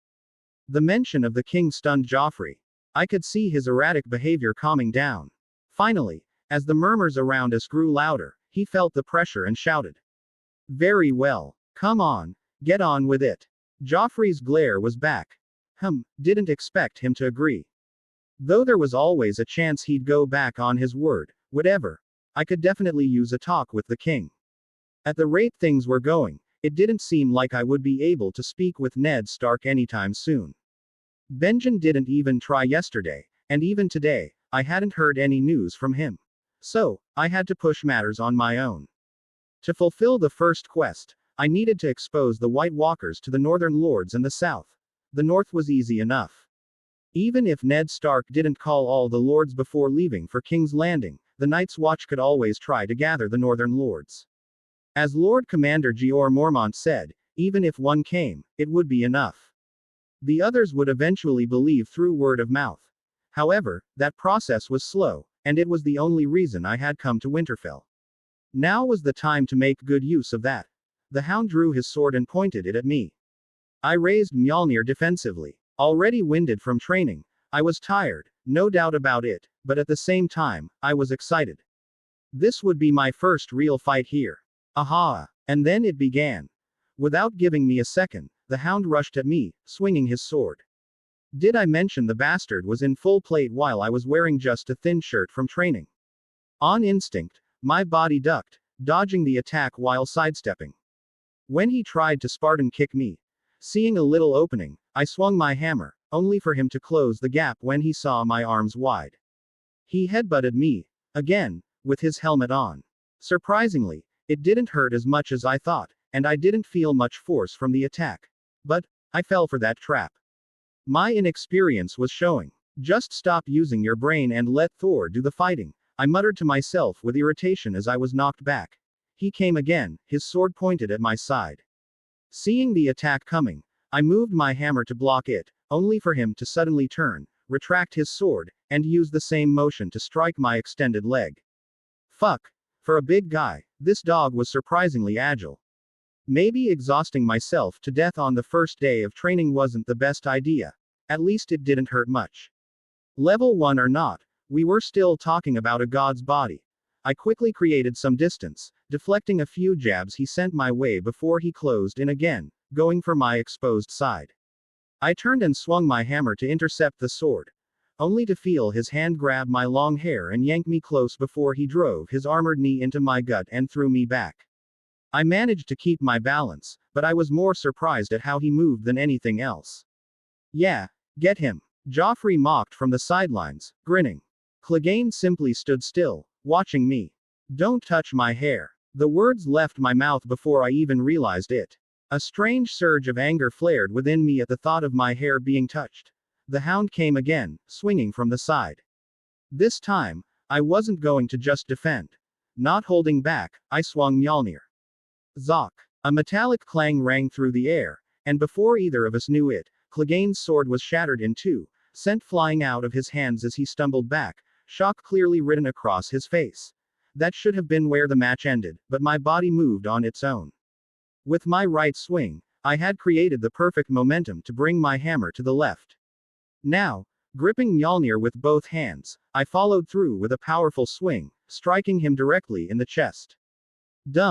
The entire breastplate crumpled inward as Clegane was lifted a few inches off the ground before crashing down with a thud. His chest plate was crushed, and he immediately lost consciousness. The sheer force of the impact had sent him flying nearly half a meter back before he hit the ground. The murmurs stopped. The prince was gaping at what had just happened. I wasn't any better. Slowly, my eyes shifted from the fallen man to the hammer in my hands. It still felt easy to lift, its weight perfect. But suddenly, it felt like I was holding a mountain. Was it the hammer, or was it my own strength? Perhaps both. I couldn't say for sure, but one thing was clear. From now on, I would never underestimate level 1 again. What are you all looking at? Call for the maester. I spoke before turning to leave, though not before reminding our dear, stupid little prince of our wager and what could possibly go wrong if he didn't deliver. A little healthy dose of threatening never hurts anyone. More importantly, I now had a certain idea of where I stood in terms of power. While I had used my full strength with one hand to break his sword, I had held back when I struck his chest, even with both hands. I didn't want to kill him. Out of all the characters in Game of Thrones, Sandor Clegane was one of the more decent ones. Yeah, he had done bad things, but ultimately, he could be considered good overall. Not to mention, killing him would have overcomplicated things for my plans. It was surprising how easily I thought about killing someone when I had never done so before. But I spoke like this because I had Thor's memories. He had done it so many times that I felt like I could do it just as easily, without hesitation. Is that a good thing, or should I be concerned? I had no idea. For now, I just knew one thing. I had to figure out exactly what my level 1 body was capable of and how much of what had happened was my own strength versus Mjolnir's magic. Chapter 12. Meet the king. I heard he beat the hound, Arya muttered to her sister as they, along with the others, stood watching what was about to unfold. Be quiet, Sansa chided, worry clear in her eyes upon learning the news. At first, a big smile spread across her face. Hearing how strong the person she liked brought a certain unknown pride to her. But that joy was immediately squashed under the realization that she was already spoken for Joffrey. If that wasn't enough, her sour mood turned to heart-palpitating worry for her night with the shiny hammer when she learned that Thor had been summoned by the king. Now, she was just praying that nothing bad happened to Thor and that the king would show mercy. Maester Luwin, how is Clegane? Ned Stark asked, a complicated expression on his face. When he first heard that Thor and Sandor had fought, he wasn't overly concerned. As long as the royal family wasn't disturbed, other matters could be sorted out easily. But when he learned that Thor had not only beaten the hound but had also shattered his chest plate and broken a few of his ribs, he immediately rushed out. He'll live, my lord. He just needs a little time to heal, Luwin replied, his gaze turning toward the man responsible for the injuries. What do you have to say for this? Ned Stark turned to me and asked. Good thing I held back on the last attack, I shrugged. Hearing this, the others were dumbfounded, and Ned was clearly getting angry.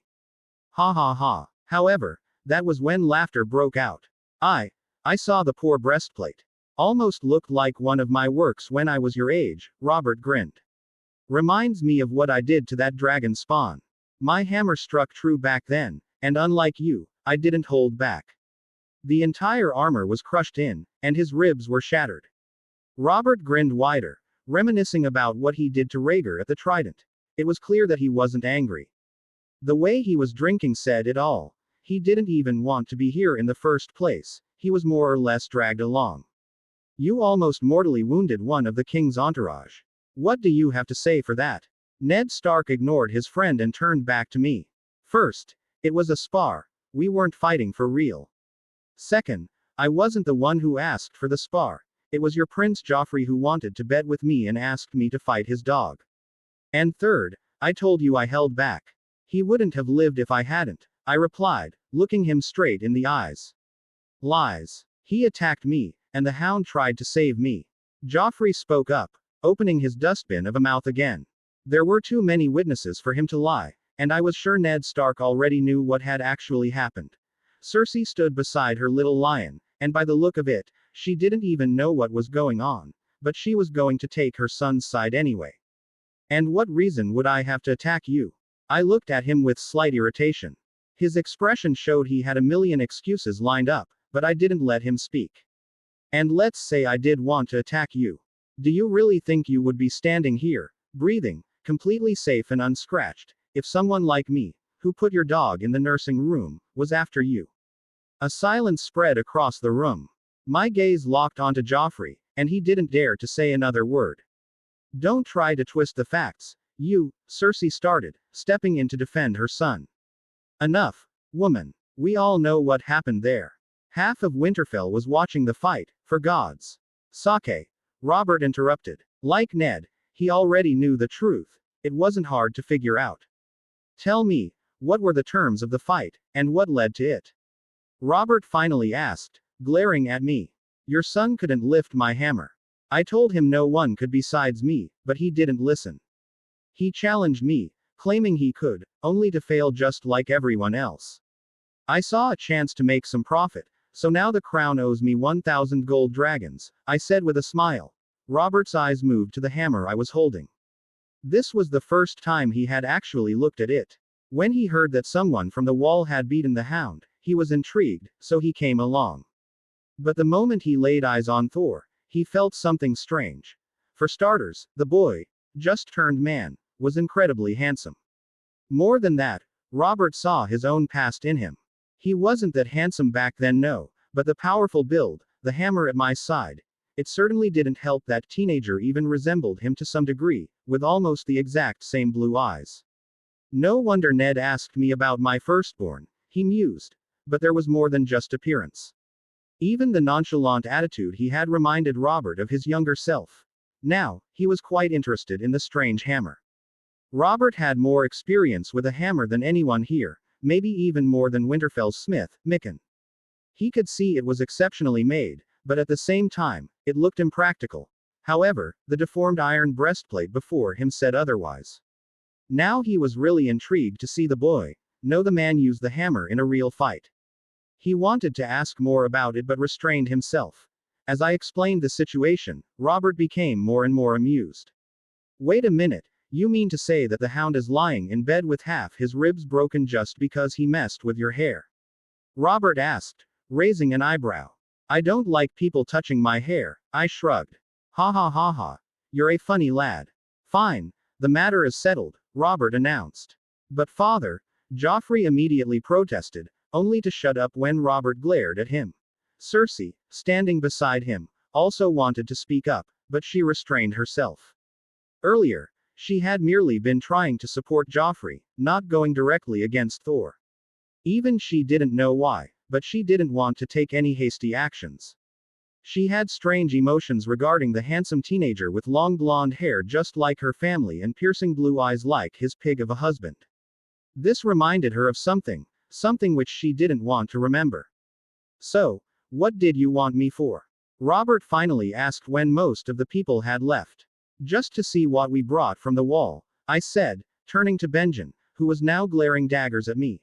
Of course, before coming here, he had given me an earful that almost turned into full-blown shouting when I told him why I had done all this in the first place, to meet the king. From the wall, Robert looked at the cage placed in front of him by Benjen. Even Ned seemed confused, giving his brother an inquisitive glance, but Benjen just looked at him as if to say, you'll know soon. What is it? A proof that winter is coming. Chapter 13. Threat beyond the wall. By the 7, what have you put in my drink, Ned? Robert all but choked as Benjen carefully placed the item he had brought and finally lifted the cloth covering it. Ha ha. I swear by my hammer, it's not the drink. I, for some reason, had a smile on my face, seeing two of the strongest people on this continent gawking at the thing in front of them. The two of them surely resembled real brothers by how they looked right now. Though I knew better than to take this as a laughing matter. By the old gods, Benjen, what is this? Ned Stark finally came out of his stupor and asked his brother, who stood beside him with a grim face. The others weren't faring any better either. Understandable, since currently in front of them was a pale blue, severed hand of a White Walker, thrashing around, hitting the small cage restraining it, and making those horrendous noises, like nails being scraped against certain surfaces, sending shivers down one's spine with its high-pitched screeching. Inside the room stood the king, Ned Stark, Jaime Lannister, Tyrion Lannister, and some other important figures. I had made sure they were all here to learn the truth as soon as possible. I had even considered bringing the queen, just in case she assassinated Robert like in the show. Someone in the South needed to be aware of the White Walkers. But ultimately, I didn't bother. That woman was the kind who would let the entire continent burn if it meant gaining any advantage. Her brothers were much more suited to attend this meeting. This is what I've been meaning to talk to you about, brother. I would have brought it up immediately if not for the sudden arrival of the king's entourage. I told Thor to wait a little while, but it seems like he made all that fuss just to get your attention, your majesty. Benjen sighed, particularly giving me a glare. And waste this excellent opportunity to make the Seven Kingdoms aware of the looming threat beyond the wall. Not on my watch, I replied, speaking to no one in particular. Seven hells, now's not the time for this. Explain. What is this sorcery? Robert Baratheon looked at the hand thrashing inside the small iron cage meant for ravens, and a chill went through his spine. He had a very bad feeling about what he was seeing. Yes, forget about other things and just explain. Ned Stark asked his brother again. He had an idea of what this could be, but by old God and the new he didn't dare believe it. A few days ago, a small ranger party left Castle Black to investigate wildling activities. We didn't hear from them for days. Then one of the lads returned with Thor, carrying that thing wrapped and tied up on his shoulders. Benjen paused. And it's not just the hand I brought. The entire dead body is still kept in the cellars of Castle Black, roaring and eager to eat anyone foolish enough to unbind it and step inside the cellar. I added, making the others take a sharp breath. For confirmation, they looked at Benjen, who only nodded. When they reached the wildling camp, they found all the wildlings slaughtered, torn to pieces. Though I believe Thor could explain better, as I wasn't there myself. Benjen looked at me, prompting the others to do the same. Well, I wasn't there at the start either, to be precise. I just happened to meet the only survivor of the ranger party while I was lost beyond the wall. He was running from something, and I needed his help to find my way. By now, you all should know I'm not from Westeros. Before I could ask him anything, behind me stood the owner of this hand. I have to say, I have fought many battles, but I had never seen anything like that before. It was unnatural. The stench of death, the glowing blue eyes. It was as if the thing had crawled out of the stories adults used to scare children. I replied, keeping a straight face and making sure not to break eye contact with the king and Ned Stark. For a while, there was silence. It seemed they had all lost their words, until finally, the Jaime Lannister spoke up. And you expect us to believe that? I'm sorry, but strange as this might be, I don't see myself believing in legends of White Walkers just because of a moving severed hand. Jaime said, making all of us look at him. Nay, I don't expect you to believe anything. I want you all to see what lies beyond the wall in the north. I assure you, it's not just some wildlings. I fought one, and thus, I believe it. Will, the ranger, saw two of his fellow Night's Watch brothers die to these things, and thus, he believes it. The Night's Watch saw this monstrosity when I brought it there, when I caged it inside the cellar, when I severed its hand to bring here, only for the hand to keep moving. They saw the body of that thing still moving even after I crushed half of its skull, after it lost a leg, after it had been without water or food for days. And yet, it still makes noise. It still moves. That is when the Night's Watch believed. If you find yourself unable to believe, then by all means, swordsmen, you are welcome to visit the wall and see this new wonder for yourselves. Perhaps then, you will believe. I said, with a little heat in my tone. Lately, I had found myself quick to anger, and this man insinuating that I was lying only stoked that fire. Jaime quieted down. He wasn't someone to believe in fairy tales, but the proof was in front of him. Still, he didn't want to believe it. However, if the man who defeated Sandor claimed to have fought and defeated one of these creatures, and if it was imprisoned in Castle Black, then, did you try killing it? Robert finally spoke after my outburst had silenced Jaime and the others. No one else dared speak after that. While fighting it, I dealt enough damage to kill a man 10 times over. It did nothing. Part of the reason I brought it to the wall was that I had no way to kill it. As for whether it is possible to kill, if that's what you're asking, we are not sure. We didn't touch it further, since we needed proof to convince the rest of the northern lords, and if possible, the south, if we could get any help from there. I replied before Benjen could. At this point, He was probably wondering why he was even here. Who was the first ranger again? Are you telling us that there are more of these things beyond the wall and we don't have a way to kill them? Tyrion asked, finally making his presence known. It was easy to forget he was even there. Hearing Tyrion say that made everyone panic slightly. Their minds rebooted, and they finally started to grasp the reality of the situation, now eager to know what defense the Night's Watch had against this threat. I'm afraid I have no answer for you, Master Dwarf. I'm just as much in the dark as any of you. I only know that there are more of these things out there, since it's impossible for a single undead to have slaughtered an entire wildling camp. And even if they are not many yet, they will be soon enough, because the corpse this hand belonged to was a wildling from that same camp, that was like a bomb going off. Only a few failed to grasp the implications, but those who did went pale. How many wildlings are beyond the wall currently? The king asked, his eyes wide, as if he had connected the dots. For once, the alcohol didn't dull his wits. Unfortunately, he was asking the wrong person. I had no idea. So, even I turned to Benjen for answers. We don't know, but if we count all of them, hundreds of thousands. Benjen replied grimly. Gods help us. Chapter 14. Hunting. I did my job. Now the North, and by extension the South, knew about the looming threat of the White Walkers. So, where is my upgrade point in Odin's name? I expected to get it as soon as I showed Ned Stark that hand. Things often don't go as planned though. So here I am, stuck with no progress, wanting to knock my head against Mjolnir. I must be missing something, I pondered as I mindlessly followed the king on his hunting trip. He said this helped clear his mind. The fool didn't realize that, aside from sleeping, this was the only activity where he wasn't drunk enough to forget his own name. The only explanation for the system's silence about this quest could be that I hadn't completed it yet. Since this was a main quest, it had to be more difficult than I initially thought. Maybe I had to see it through to the end, summoning all the lords of the north and showing them the proof. Outside of that, I couldn't see anything else that might work. The north needs me, Robert. Robb is too young. Without me, the northern lords will, Ned Stark was saying, but the king cut him off.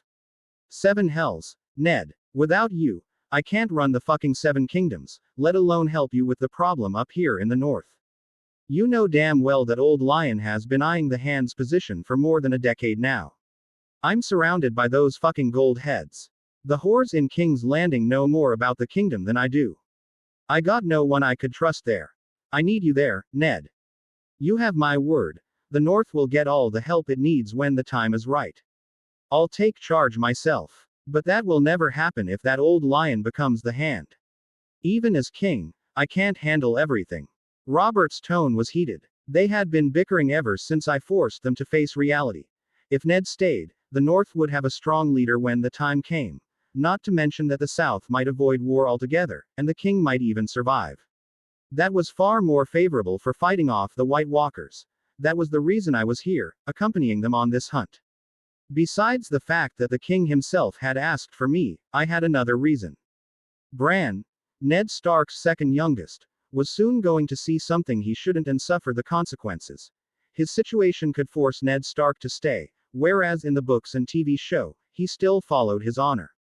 But maybe, this time, with so many reasons in his favor, he wouldn't. As for why I was here, it was to ensure nobody could blame me for what happened to Bran later on. Catelyn Stark realized that the Lannisters were behind Bran's fall from the tower by finding a strand of blonde hair at the scene. And hell would freeze over before they mistook it for one of mine. Yeah, I felt bad for not saving the child, but it was important for the realm. That's what I told myself, until Thor's pride surged out. What kind of god would I be if I had to sacrifice a child to save the realm? Until I draw breath, not even a strand of his hair will come to harm. Blah, blah, blah. My mind started coming up with all sorts of reckless justifications.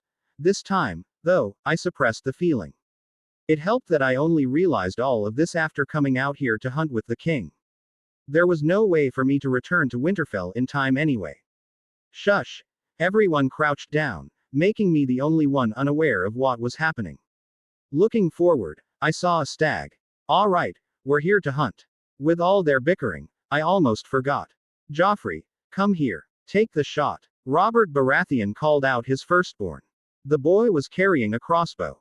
Of course, he missed, and we had to chase after the damn stag for another 20 minutes. Good thing he was keeping his distance after what happened earlier, or I would have given him another reason to. Have you ever hunted before? Robert asked. Yes, but not for food. You don't look like a lowborn from wherever you're from. What were you back home? Robert eyed me, assessing my looks and mannerisms. A VIP customer for all the wine and cup makers. Ahahaha. Smart lad. Didn't see you drink much, though. Coming here gave me enough reason not to. I replied, though what I really wanted to say was that meeting him was the reason. Robert Baratheon was much like the fat Thor from Endgame, a man who had lost everything and now drowned himself in drink and whores, stumbling his way to an early grave. Worry not. Even if you can't find your way back, you're always welcome in King's Landing. I might even knight you if you're really as good with that hammer of yours as others claim. Robert laughed, patting my back. Soon, we found the stag, and this time, they didn't give Joffrey a chance. Meaning, we caught it. I stood back, uninterested, until I heard something. Did you hear that? I asked. Hear what? That. I pointed in the direction of the noise, but they all seemed oblivious. I knew I wasn't mistaken. It might not have been shown much in the MCU, but Asgardians were superior to humans in every way, senses included. A sudden growl shattered the calm, alerting everyone. This was the perfect time to say I told you so, but I refrained. Instead, I tightened my grip around Mjolnir, ready to fight. Get back, I shouted as whatever it was came directly at us. Then, we all saw what we were facing. A mountain bear, someone shouted. The bear roared as it broke through the foliage. Run, I shouted, seeing how close the king and others were. The bear was charging straight toward the stag's carcass, likely drawn by the scent of blood. It rushed at Ned Stark and Robert, who barely had time to react. The beast knocked Ned aside and pinned the king to the ground. Save the king. Protect the prince. Joffrey had gone pale, too terrified to utter a word as he watched his father pinned beneath the massive bear. The Kingsguard tried to distract the beast, but the bear had already chosen its target, the biggest one. Just as it was about to sink its teeth into Robert's soft, juicy belly, a powerful hit knocked it back. Me, of course.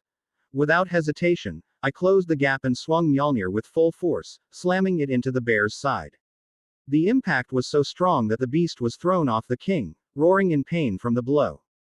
It struggled to rise, its upper right limb badly injured. I didn't waste a second. Gripping Mjolnir with both hands, I aimed for its head. Ha! I roared and brought the hammer down, crushing the bear's skull into a paste of bone, flesh, and blood. And just like that, the fight was over. Ned Stark and the king stared at me in shock.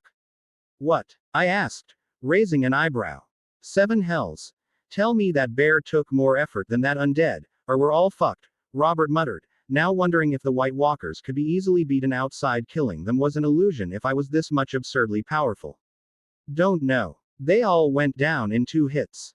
I shrugged and effortlessly grabbed the bear by the fur, dragging its carcass toward our horses with one hand. What are you looking at? Your king just got attacked by a bear. Help him. I shouted at the gawking men. The journey back to Winterfell was filled with talk of how I had killed the bear with a single swing of my hammer.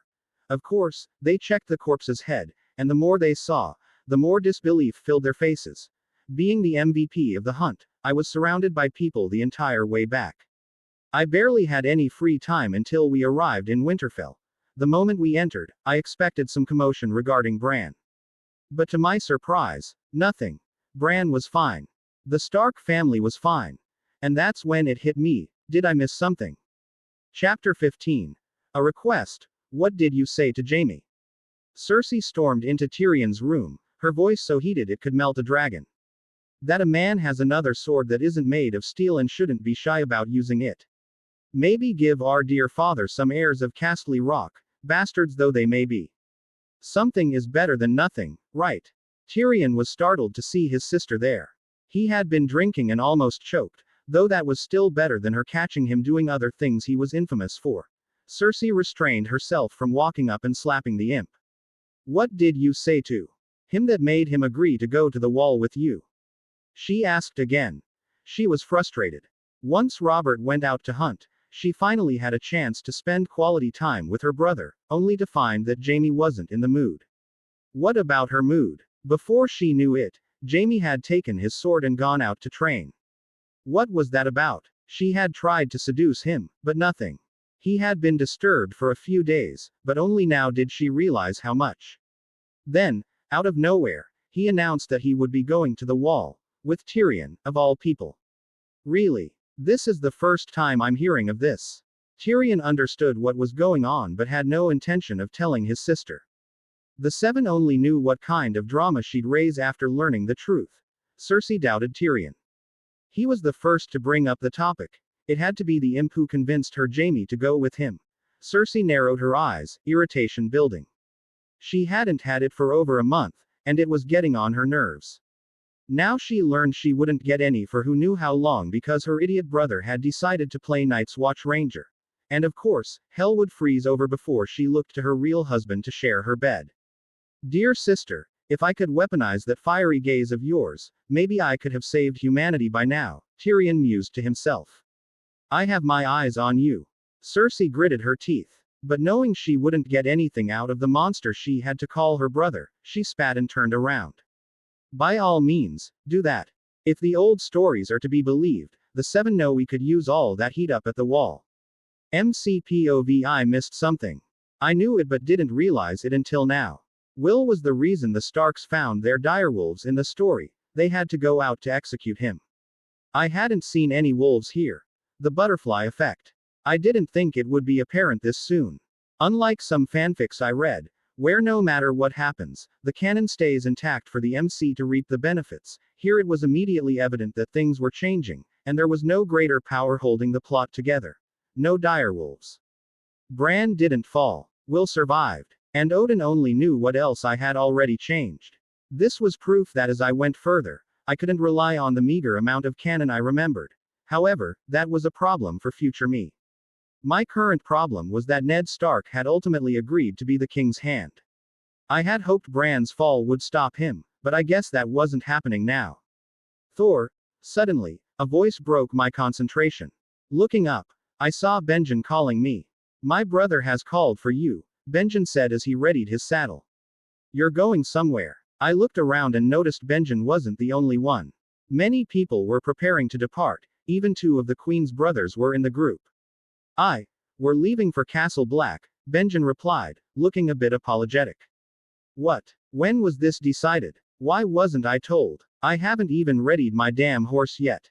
You should talk to my brother before doing that.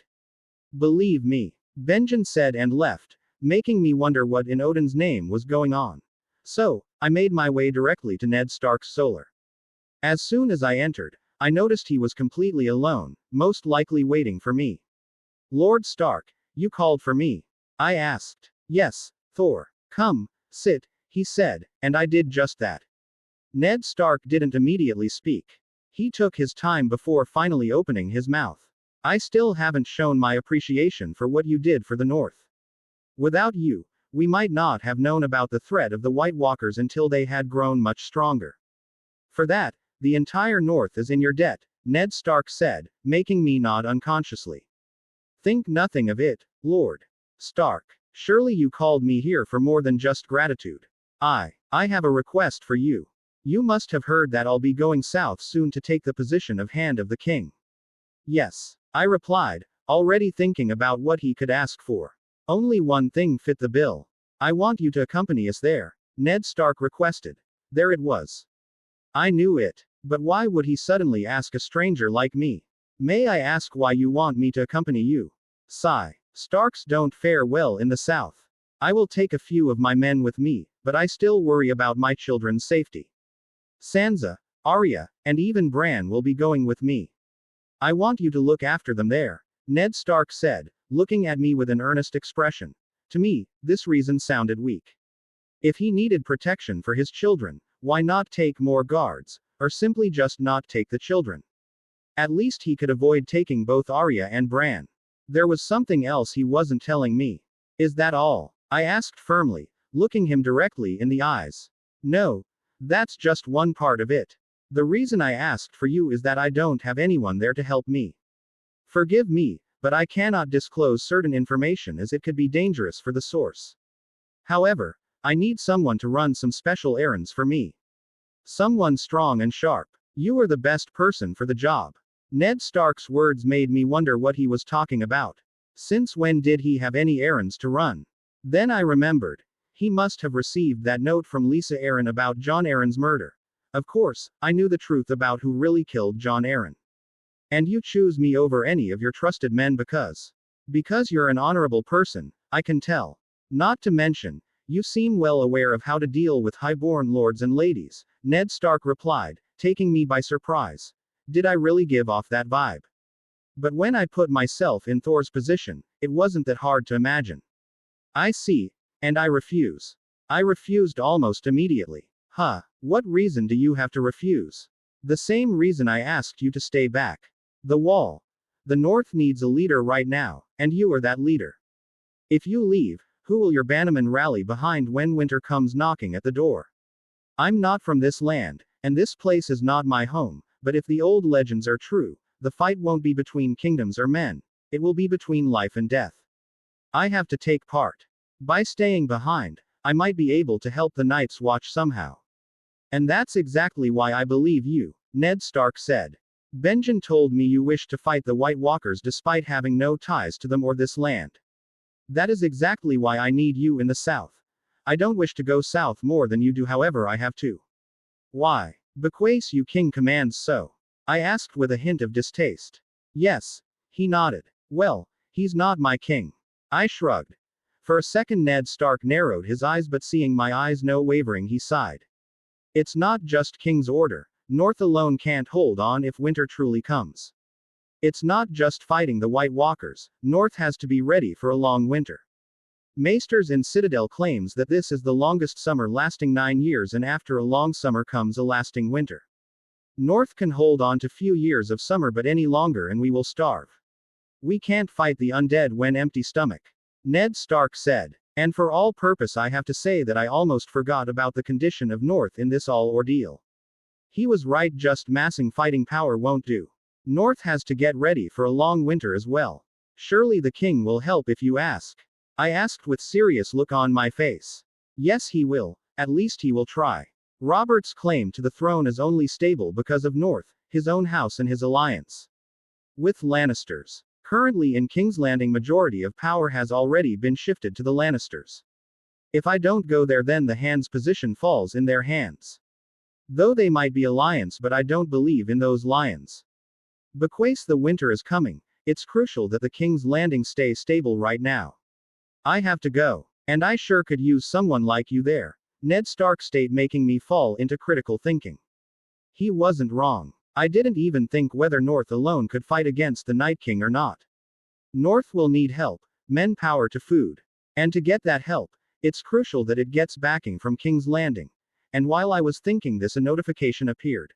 Side quest. Wolf's Companion. Go south with Ned Stark and help him. Note: side quests are optional. Host could choose to accept or deny side quest on his will. Chapter 16, Towards King's Landing. What are you doing? Suddenly, a voice broke my concentration. My breathing was labored, and the heat was killing me. Dancing.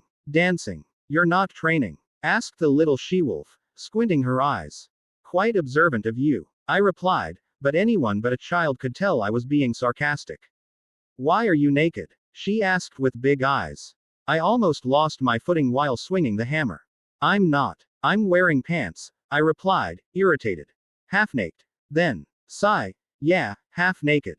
Why? Because it's hot when I train. It's not the North anymore to keep me cool, I said while going back to training. We had long left Winterfell. I ultimately ended up accepting Ned Stark's request. I'm getting paid for it, of course, but I didn't want to do it initially. The South, especially King's Landing, is full of deceitful unmen. Not my words, Benjen told me. Surely, those words came from experience. If it were my father and brother who the Mad King burned, I'd feel the same. After killing the damn dragon myself, that is. There was only one reason I decided to go along. The North needed help to counter what was coming. We were unaware of how strong the Night King was, how many undead he commanded, when he would attack. What were his weaknesses, and what was he truly after? If I knew that, I could shorten the war that was sure to come. If only I had watched the later seasons of Game of Thrones, then I would have known how they killed the Night King. However, as it stood, when the war came, it would be a prolonged one until I found answers to those questions.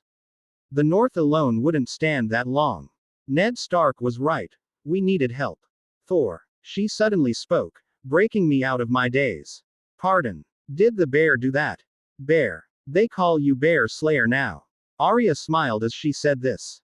Do they? Quite an improvement from Hammer Lord. I rolled my eyes.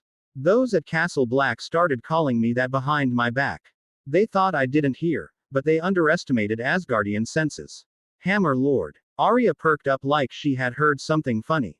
I shouldn't have said that. So, did he do it? Arya asked again. Who? The bear? The mark on your back. Did the bear do it? Arya stared at the strange scars on my back, intrigued. No. They're birthmarks. Never seen birthmarks like those before. Well, now you have. Run along, little lady.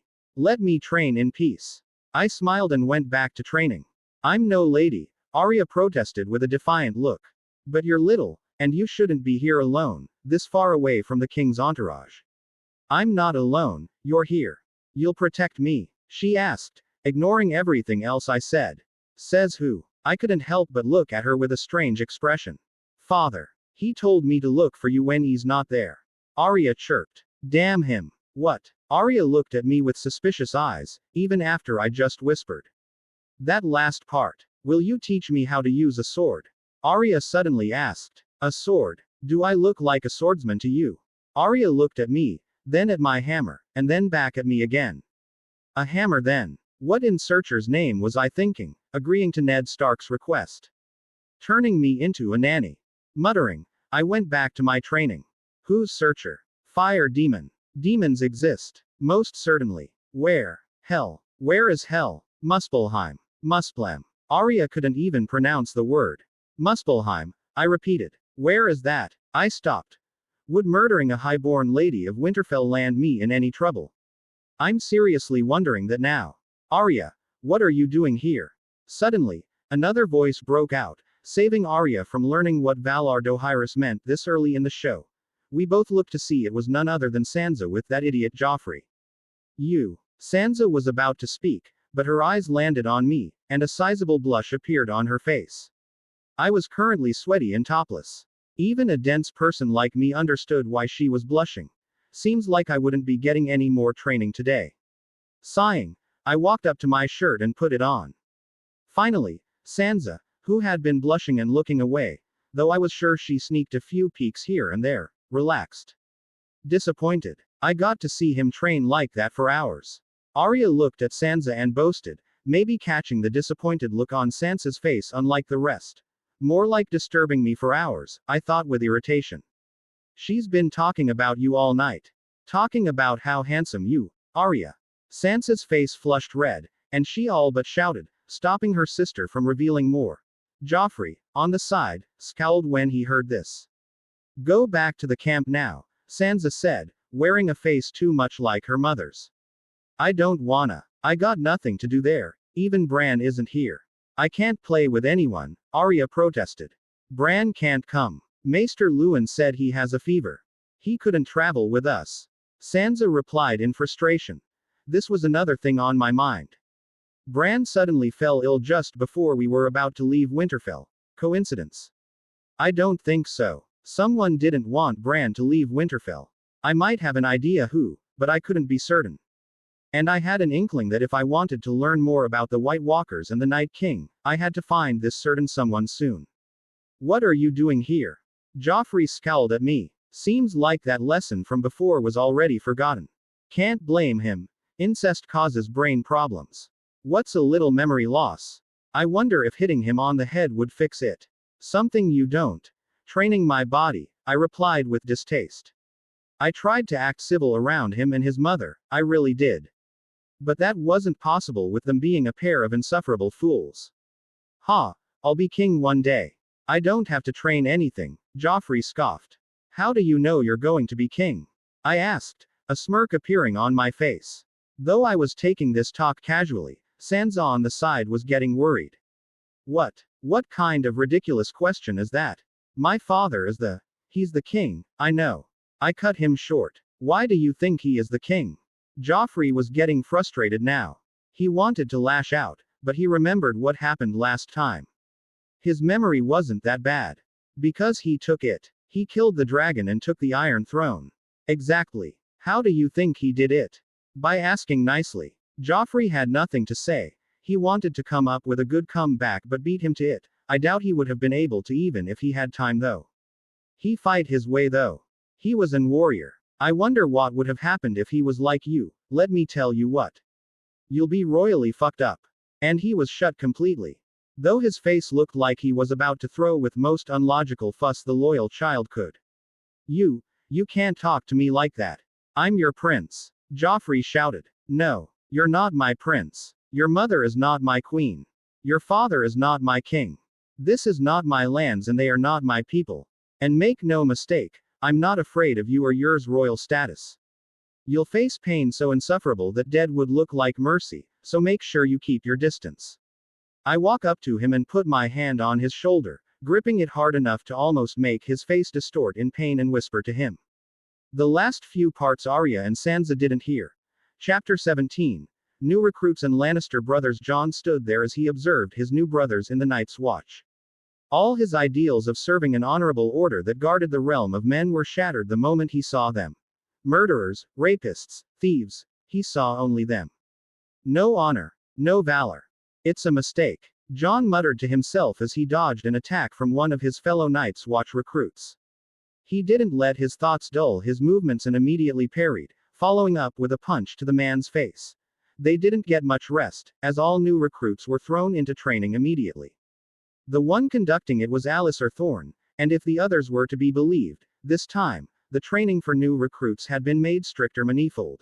Jon was able to handle the recruits easily enough. It wasn't hard for someone who had learned swordsmanship in a castle.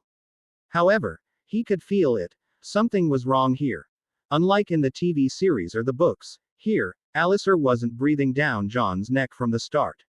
Perhaps it had something to do with what was inside the cellar within Castle Black. Even after Thor had caused quite a commotion upon his arrival, many within Castle Black had yet to lay eyes on the White Walker. Mere word of mouth wasn't enough for these lowlifes to believe their sworn brothers. This was especially true for the new recruits. The Lord Commander didn't want word to spread too far, fearing more defections. There had already been many after Thor brought the undead. The new recruits were the most likely to flee. Thus, the cellar was off limits to almost everyone. No one was allowed near it, and for good reason. Those with sharp ears could hear it at night. Alongside the howling wind, a voice so unnatural it kept them awake. Jon could feel it. There was tension in the castle. He wasn't an idiot. He knew something was going on. Both his father and Uncle Benjen hadn't wanted him to join the watch, but he had come nonetheless. After arriving, he had heard whispers among the brothers. He couldn't help but remember what that man had told him. To the wall, planning on taking the black. Jon recalled a muscular, handsome blonde man walking up to him while he was preparing to depart from Winterfell. I see you didn't. Jon observed the man. He was imposing the moment he arrived. Imposing and charming. Yes, I haven't. I wouldn't join a group of murderers, thieves, and rapists even if it was my last option. The Night's Watch is an honorable order. We protect the realm of men. Jon immediately got agitated and replied. Says who? A boy who hasn't yet stepped outside this castle's walls. Thor glared at Jon, making him calm down. I came from there, Jon Snow. I know the reality. The black is not the order it once was. I came here to you because Benjen asked me to. He seems to be tired of you pestering to join the Night Watch. My mind is set. I'm sure. Go ahead, Thor interrupted him.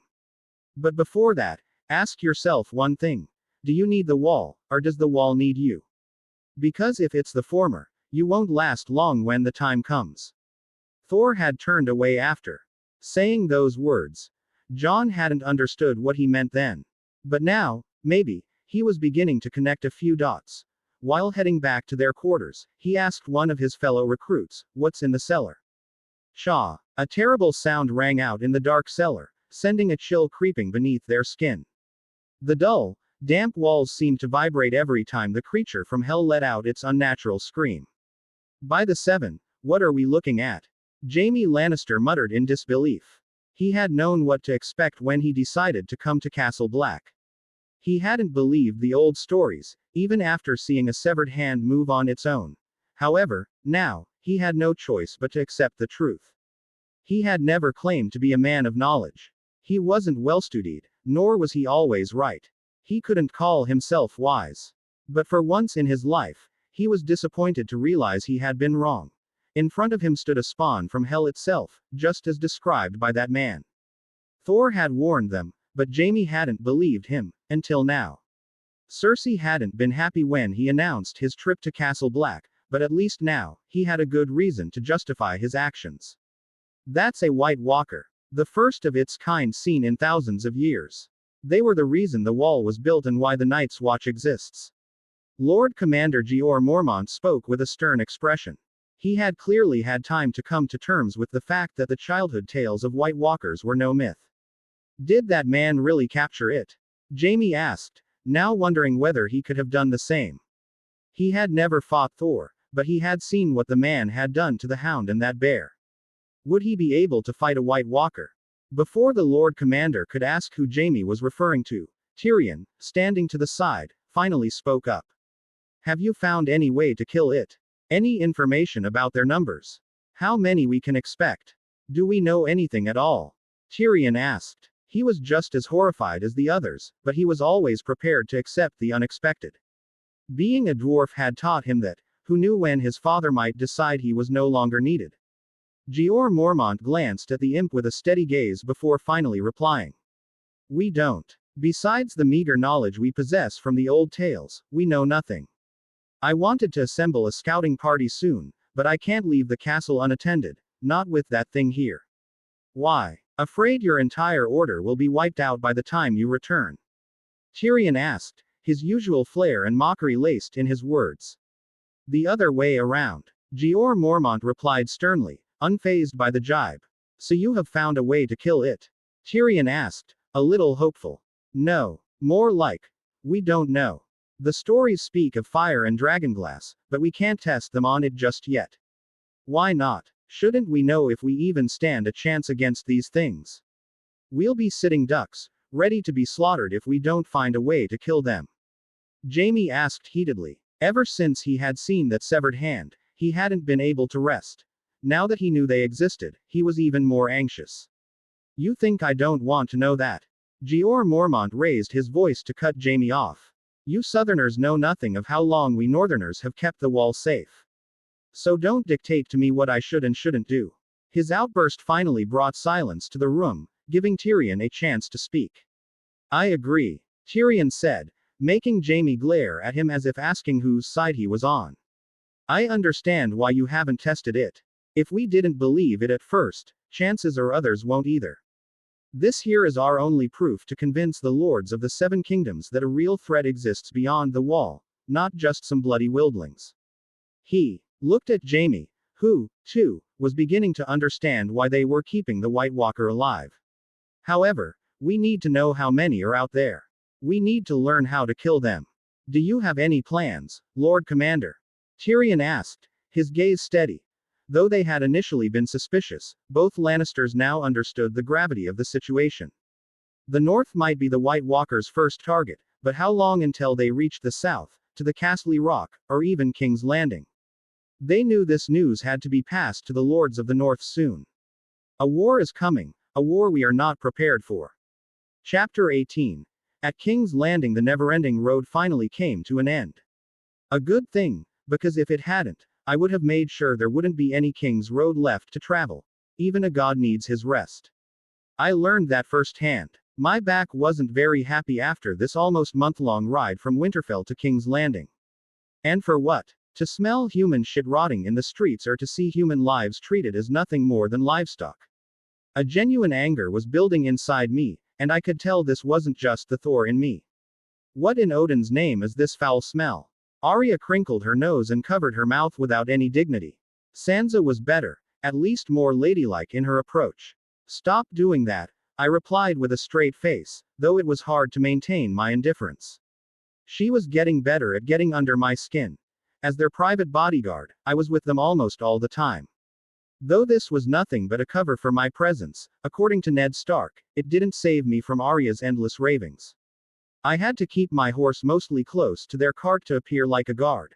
I could see Arya fidgeting constantly, annoying Sansa and Septa Mordain the entire way. Just like the Starks said, she had too much wolf blood in her to stand still for long. The girl was cute, but I wasn't in a stage of my life where I could find her anything but annoying. Thor's plus 1,500 years of experience didn't help in this regard. Sansa was pleasant in comparison, if she wasn't peeking at me every 2 seconds when she thought I wasn't looking. And that old Septa. Well, I had no idea what crime I committed, but she was glaring daggers at me like I had caught her and Lady Stark making out. Why does it smell like that? Arya asked, and I ignored her with passion. Learned a quality of life lesson this past month. If I ignored her first few questions, she'd eventually get bored and leave me alone. I turned my head away and saw the gates of King's Landing as we passed through them. Inside, the smell hit even harder. Come on, settle them in. Ned Stark got up and instructed the girls to come out of the cart and get settled. But before that could even happen, I saw a noble-looking man approaching him with a paper in hand. Looks like the game has already started. I immediately dismounted my horse and made my way over, abandoning my fake guard duty the first chance I got. Lord Stark, there has been a small council meeting called. Your presence is requested, the man said, handing Ned the paper. Ned Stark frowned. After a month of traveling, this was the last thing he wanted to deal with. But duty called. Lead the way. I'll join. No, you won't. Just as Ned Stark spoke, he heard a voice from behind. That was me, of course. The messenger turned to see a tall, muscular man with blonde hair approaching. He had an imposing presence and carried a short hammer in his hands, unlike any weapon the messenger had ever seen. Excuse me. Ned Stark sent a glare my way. High Lords, no matter how honorable, like Ned Stark here, don't like being defied. But upon seeing that I wasn't backing down, staring him straight in the eye, Ned hesitated for a moment and that when I responded, the hand of the king is tired. It's a long way from Winterfell to King's Landing. Tell the council he'll join them once he's rested a little, I said directly to the messenger, much to his disbelief. Well, go tell them. I deepened my voice and spoke with authority, nearly startling the man. Even Ned looked momentarily taken aback. The messenger immediately nodded and sped away. What are you doing? Ned Stark's anger flared, but I had no intention of backing off. Exactly what you asked me to do, help you play the game. Here's the first rule. Play it on your own terms. Don't listen to a damn thing others say, most of it will be lies. Get some rest and prepare your mind before heading to the council. You're going to need it. I held my gaze firm. Ned had to admit that what I said was true, but making them wait like this didn't feel right. He was about to argue, but I was done here. Come on, girls, get up. Finding a decent smelling room is not going to be any easier than the journey from Winterfell to here. I turned and started helping them. Ned was stunned to see me outright ignoring him. Shaking his head, he just accepted it. He was quite tired himself, and the messenger had already gone. Resting for a bit wouldn't hurt.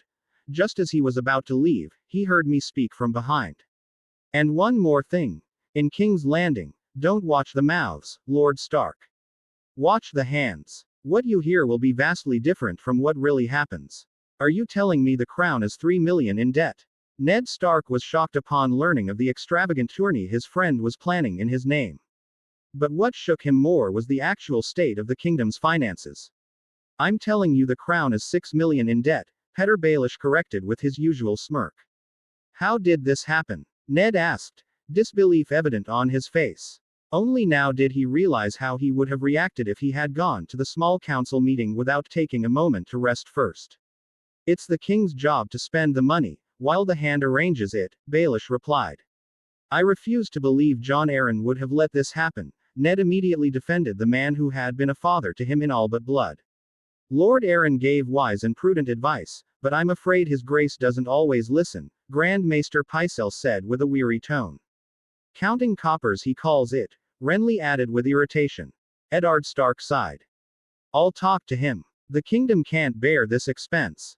He realized now that he truly needed to be prepared for these small council meetings. Unlike in the books and TV series, the condition of the capital was more important to the North in this version. Stark's personal interests were tied to it. If he expected the capital to aid the North in times of trouble, he couldn't let things spiral out of control. Maybe I should get Thor involved. He seems to have a good grasp on ruling and administration. Only the old gods know how the capital will help the North in this condition, Ned thought with irritation. One more thing, Lord Stark. King Robert has personally said to allow the man you brought with you to take part in the tourney, Varys said. What man? The one who beat the Hound. Chapter 19. Bran's awake. Damn, another miss, Bran cursed under his breath. His mother had told him not to swear, but he couldn't help it. No matter what he did, he couldn't seem to hit the target. The bow and arrow just weren't made for him. How is Arya so good at this? Bran pouted, pulling another arrow from the quiver before resting it on the bow and taking aim. Just as he was about to shoot, he suddenly heard a sound. He looked around but saw nothing. He was alone in the training range. His father, his two sisters, even Jon, had already left for King's Landing and Night's Watch. Rickon was the only one left for him to play with. Ignoring the earlier sound, he pulled the string of the bow again, taking aim, only for the sound to return. Once again, there was nothing there. But this time, he decided to check where the sound was coming from. As he ventured further, it led him to a dark corner of Winterfell he didn't even know existed. Hesitantly, he moved forward, only to see a bird sitting on top of a barrier in the shadows. A raven. A three-eyed raven. The moment Bran looked into the raven's eyes, he felt his consciousness fading. Lightheadedness assaulted him. What's happening to me? Wait. Who are you? No. Wait. Bran shouted, and that was when his eyes shot open. He jolted upright, his breathing ragged, and found himself in his bed, surrounded by two people. He looked into the face of his mother, who had been sleeping next to his bed but suddenly awoke with a start at his outburst. Bran. The moment she realized who had made the noise, her eyes widened in shock at seeing her son awake. How are you? Are you feeling any pain? Do you need food? Wait a minute, let me call Maester Luwin. She almost stumbled, too overwhelmed by the sight of her son waking up. Even Maester Luwin had been unable to determine what kind of fever Bran was suffering from. At one point, his body had started heating up uncontrollably, and he no longer woke up after falling asleep. At first, they thought it was just a normal fever, but after her husband left, Bran's condition had worsened. She had prayed to the Seven for hours to protect her son, sitting beside him day and night. Gods be good, she whispered, checking his temperature. He was normal now. Wait here, I'll call Maester Luwin. She hurriedly stood up and rushed out. Bran was still struggling to process what had just happened. Once Maester Luwin checked him and declared him healthy, Catelyn Stark finally sighed in relief. Just as Maester Luwin was about to leave and complete his sleep, Bran, lost in thought, suddenly spoke. Maester Luwin. Yes. Luwin responded. Catelyn tensed, fearing that her son was in pain. Are there any books about the history and faiths of Westeros? History and faiths. Why do you suddenly need that? Both Luwin and Catelyn looked at Bran with puzzled expressions. I just want to learn a bit about history, that's all, Bran replied. Both Catelyn and Luwin exchanged looks, their expressions tinged with concern before Luwin nodded. I'll have someone bring you the Gospel of the Seven. No. Bran's sudden response startled both of them. Pardon. Not just the Seven. Bring me all the books about history and faiths. All faiths from Westeros and Essos too. Bran's tone was firm, making the two adults exchange concerned glances again. Do we have them? Bran asked again, his urgency growing. Yes. But it's a ponderous read. You won't find it to your taste. I'll bring you. But before Luwin could finish, Bran interrupted him. No, I want to read it. What's the name of the book? The Lineage and History of Great Houses of the Seven Kingdoms, Grand Maester Pycelle said as he pulled out an old, dusty book from his study, placing it on the table with some difficulty. Why did Jon Arryn want to read this book? Ned Stark asked as he flipped it open, only to find tedious descriptions of noble houses and their members.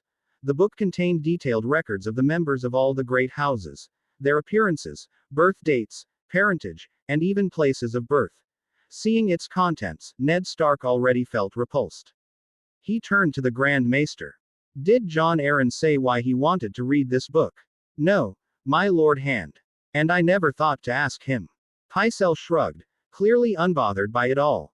Unlike in the main story, where Ned Stark was bogged down by council duties, delaying his investigation into Jon Arryn's death, here, he had begun investigating immediately. He wouldn't voice it, but he knew he wouldn't have been able to do this if he had followed the council's calls all the time. Thor's advice had been valuable. So, after the very first council meeting, he had gone straight to Pycelle and obtained the book. Did Jon say anything more? Any last words before his passing? Ned Stark asked, already resigning himself to reading the book despite his reluctance. He kept saying one thing. He repeated it over and over. He said, "The seed is strong. The seed is strong. What does that mean?" "I'm afraid I know no better than you do, Lord Stark," Pycelle said with another shrug. Ned Stark wanted to voice his suspicions about Jon Arryn's murder. However, remembering Thor's warning to trust no one, he held his tongue and took his leave. As he walked to his chambers, 1,000 thoughts clouded his mind. The most pressing was whether he was wasting his time. Should he focus on preparing the North for winter instead of chasing a dead man's secrets? But he couldn't shake the feeling that he owed it to Jon Arryn. That man had been like a father to him. He had chosen to protect both him and Robert when they were mere wards. When the Mad King demanded their heads, Jon Arryn had gone to war to protect them. If there was any truth in Lysa's letter, then he would find out who had killed his father in all but blood, and get him the justice he deserved. 1, 2, 3, 4, Thor's deep, resonant voice echoed in the open balcony. Keep the rhythm in mind. Remember, you don't have to move on every beat, but the beat will help you track your footwork initially. Ned Stark saw Thor training his youngest daughter, Arya, in swordsmanship. "Why am I not swinging the sword? It's not sword's play if all I'm doing is moving around," Arya complained. "Foolish child. Half of swordsmanship isn't in the sword but in how you move. A stationary target is a dead target. You have to be nimble on your feet, keep your balance, and shift your weight properly to deliver strong and true strikes," Thor said firmly. "Exactly. I couldn't have said it better myself." Suddenly both of them heard Ned Stark spoke from the side. Thor already knew someone was there but he just didn't know who. "Oh, not you too," Arya whined. "Thor's teaching you true, Arya. One must learn how to crawl before walking. Foot and pawing is the foundation of swordsmanship. Listen to him," Ned Stark said, making Arya grumble but back to his training.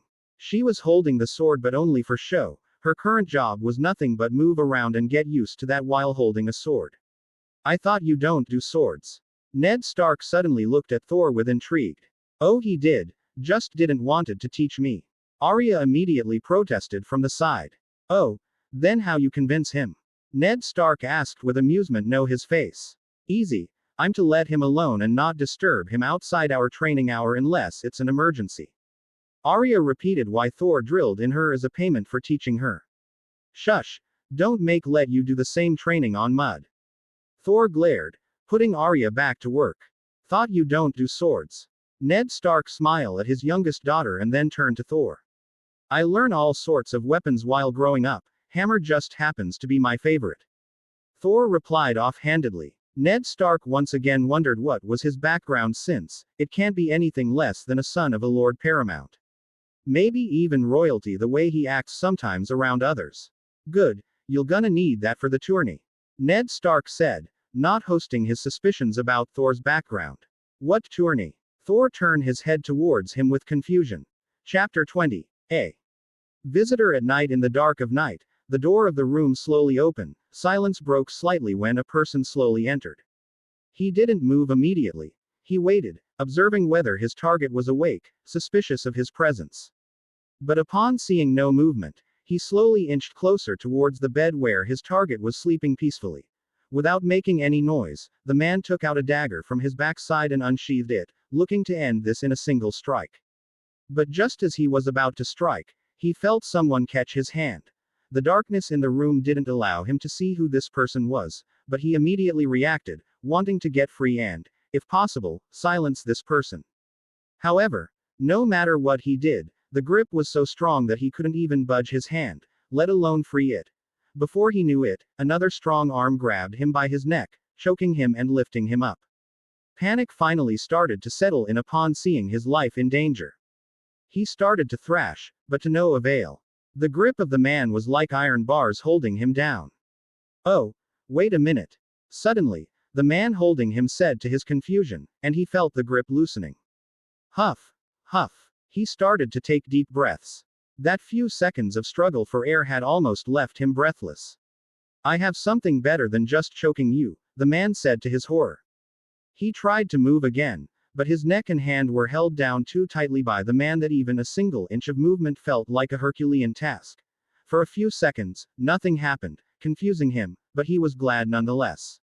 It takes some time. I'm still new to this, he heard the man say, confusing him even more, until he felt a sharp pulsing sensation in his entire body. At first, it was nothing more than a mere trembling, but then his body went beyond his control, shaking like a ball tumbling down the staircase. Pain so unimaginable ran inside him that he lost the little voice he had while his mind went numb. It was like lightning had struck him. His eyes went bloodshot before he could see the face of the man who killed him, handsome and imposing, staring down at him with those blue glowing eyes like a deity. Me. Mercy. That was the only thing he could utter at this sight. Very well, he replied, and with a cracking noise, his misery was over as he died with a simple break of his neck. And as the man died, I could only see his lifeless form in my hands. It was so easy to kill him. Just inserting more pressure where I was holding him by his neck, and it broke. This was the first time I had killed someone, and I didn't know what to feel. I thought I'd feel disgusted, repulsed, anything that would be normal for a teenager from Earth who had never killed before. But all I felt was indifference.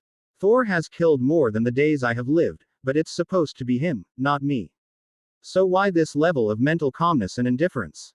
A conflicting feeling rose inside me, only to die down almost immediately once my eyes narrowed onto the assassin sent to kill me. I don't like killing, but if that's the only way to survive, then I won't shy away from it. I'll be the god of thunder if this world forces me to be one. My voice steeled, and I finally let go of the man's body. I was lucky the assassin decided to come when I was practicing my lightning manipulation. My Asgardian senses picked up the man's approach the moment he was outside the door. Leaving the matter of what to do about the corpse for the time being, I bent down to pick up the dagger that the man had used. Valyrian steel, I muttered as the rippling patterns on the dagger's blade appeared under the moonlight. Quite an assassin he must have been to carry something like this, or perhaps he just had a generous patron. I muttered, realizing there was only one known Valyrian steel dagger in the entire story. Seems like someone royal needs me gone. Haha, coward. I shall keep this. Sometimes a hammer alone is not sufficient, after all. As for how I should return this favor, well, all in due time. At least I learned today that my lightning could kill, and that's without using Mjolnir. Littlefinger, the spider, the queen, and that idiot Joffrey. I don't see anyone else besides these four having any reason to assassinate me. Both Baelish and Varys don't have any real enmity with me as of now. However, ruling them out from the equation would be foolish. My main suspicion still lay with Joffrey and Cersei, though considering both as one wouldn't be wrong either. Now comes the real question. What should I do about this? By the old me or the new, this enmity can't be forgotten, but acting against them openly could lead to a fallout between the North and the South. If a war starts, then the North won't be getting any support during the long winter. Can King's Landing even help the North? I pondered to myself. I knew that the capital's treasury was empty and that it had a huge debt to the Lannisters and the Iron Bank. Ned Stark made that clear the last time I asked him. In this situation, Robert wouldn't do anything besides adding more numbers to the wall, which, without supplies that the North would lack even to feed its own people, would only turn out to be a liability. In case war doesn't start like it did in the story, the North's problems would still remain unattended. Ned Stark, even as Hand of the King, has no power without substantial money in the capital. Of course, the Lannisters could help, but would they? Hoping for aid from the likes of Cersei and her siblings was preposterous. Regarding the Lannisters' wealth, only Tywin Lannister, the old lion, could make a decision. Would he listen to his children? Most likely not. Only him acting on his own accord could solve this situation, and even that is unlikely. He wouldn't believe in White Walkers until he saw them himself. Even if he decided to help, which is a big if, he would definitely put forth conditions that would break the Seven Kingdoms' economy for years to come. So, staying here in the lion's den is as worthless as I previously thought. And yet I had to come because if any of the Starks died here, a war would be inevitable. The North can't entangle in a war right now. Not on my watch. Now that I know there won't be any significant help from King Robert, my first objective should be to take all the Starks back to Winterfell, unhurt and unscratched. But how? Thor. Just as I was thinking to myself and playing with the new toy I got from my friend last night, I heard Ned Stark call me. Yes, I'm listening. I want you to find anything you can about Jon Arryn's death. Just like you said, there are a lot of eyes on me. I can't do this myself. Ned Stark said with a serious tone. Why are you suddenly interested in him? I asked. I didn't like where this was going. Because I feel there was foul play in his death. I can only get answers here. You have other men. Why must you send me? Send Jory. He's competent. He is, but he don't know how to play the game unlike you. Part of the reason I brought you is because I knew you can handle it. I don't know how, but you seems you have knowledge and experience on how to handle this matters. Can I truth this task to you? Ned Stark asked with serious tone. Are you forgetting that there is far more concerning things than an old man's death? I know the man was dear to you, but you can't overlook your other duties for this. The entire North right now depends on whether you can bring some help for the war to come. I didn't answer him but rather asked a question of myself. Sigh. I'm looking into it. Robert haven't given me much to work with here. The treasure is empty. In this condition even the king can't provide much assistance to North. Ned Stark frowned. He too soon realized that he might not get any help from the south at this rate. Now he found himself caged, not sure where to go. I so much wanted to yell at this fool to just go back, but I restrained myself. There was no reason for violence. Knowing Ned Stark's personality, he won't listen me. I have to create a situation where he is forced to go back. Suddenly I saw the big book he had on his table like thunder. An idea struck my mind. Thousands of thoughts ran in my mind and I knew that this was the best answer to my troubles. Very well. I'll find about his death, though Arya might not like me stopping her training this soon. You might and well find a good trainer for her. The girl has her heart in learning sword, you should nurture it. I said and stood up, making Ned Stark fall into contemplation whether he should look for a teacher for her youngest daughter. That's a fancy dagger you got there. Just as I was about to leave he called from behind. Apparently he too saw the patterns in the blade, not to mention the dragon bone handle which even I just recently found out. A friend gave it to me. It was last night in fact, came in the shade of dark when I should have been asleep. Unfortunately for him, I wasn't. Ned Stark immediately frowned. He understood the implications all right. Where is he? Sewers. Ned Stark frowned further. Don't worry, he has found his faith, now he only follows the light. Another tale fades into the silence. But here, in the fantasy audiobook library, stories never sleep.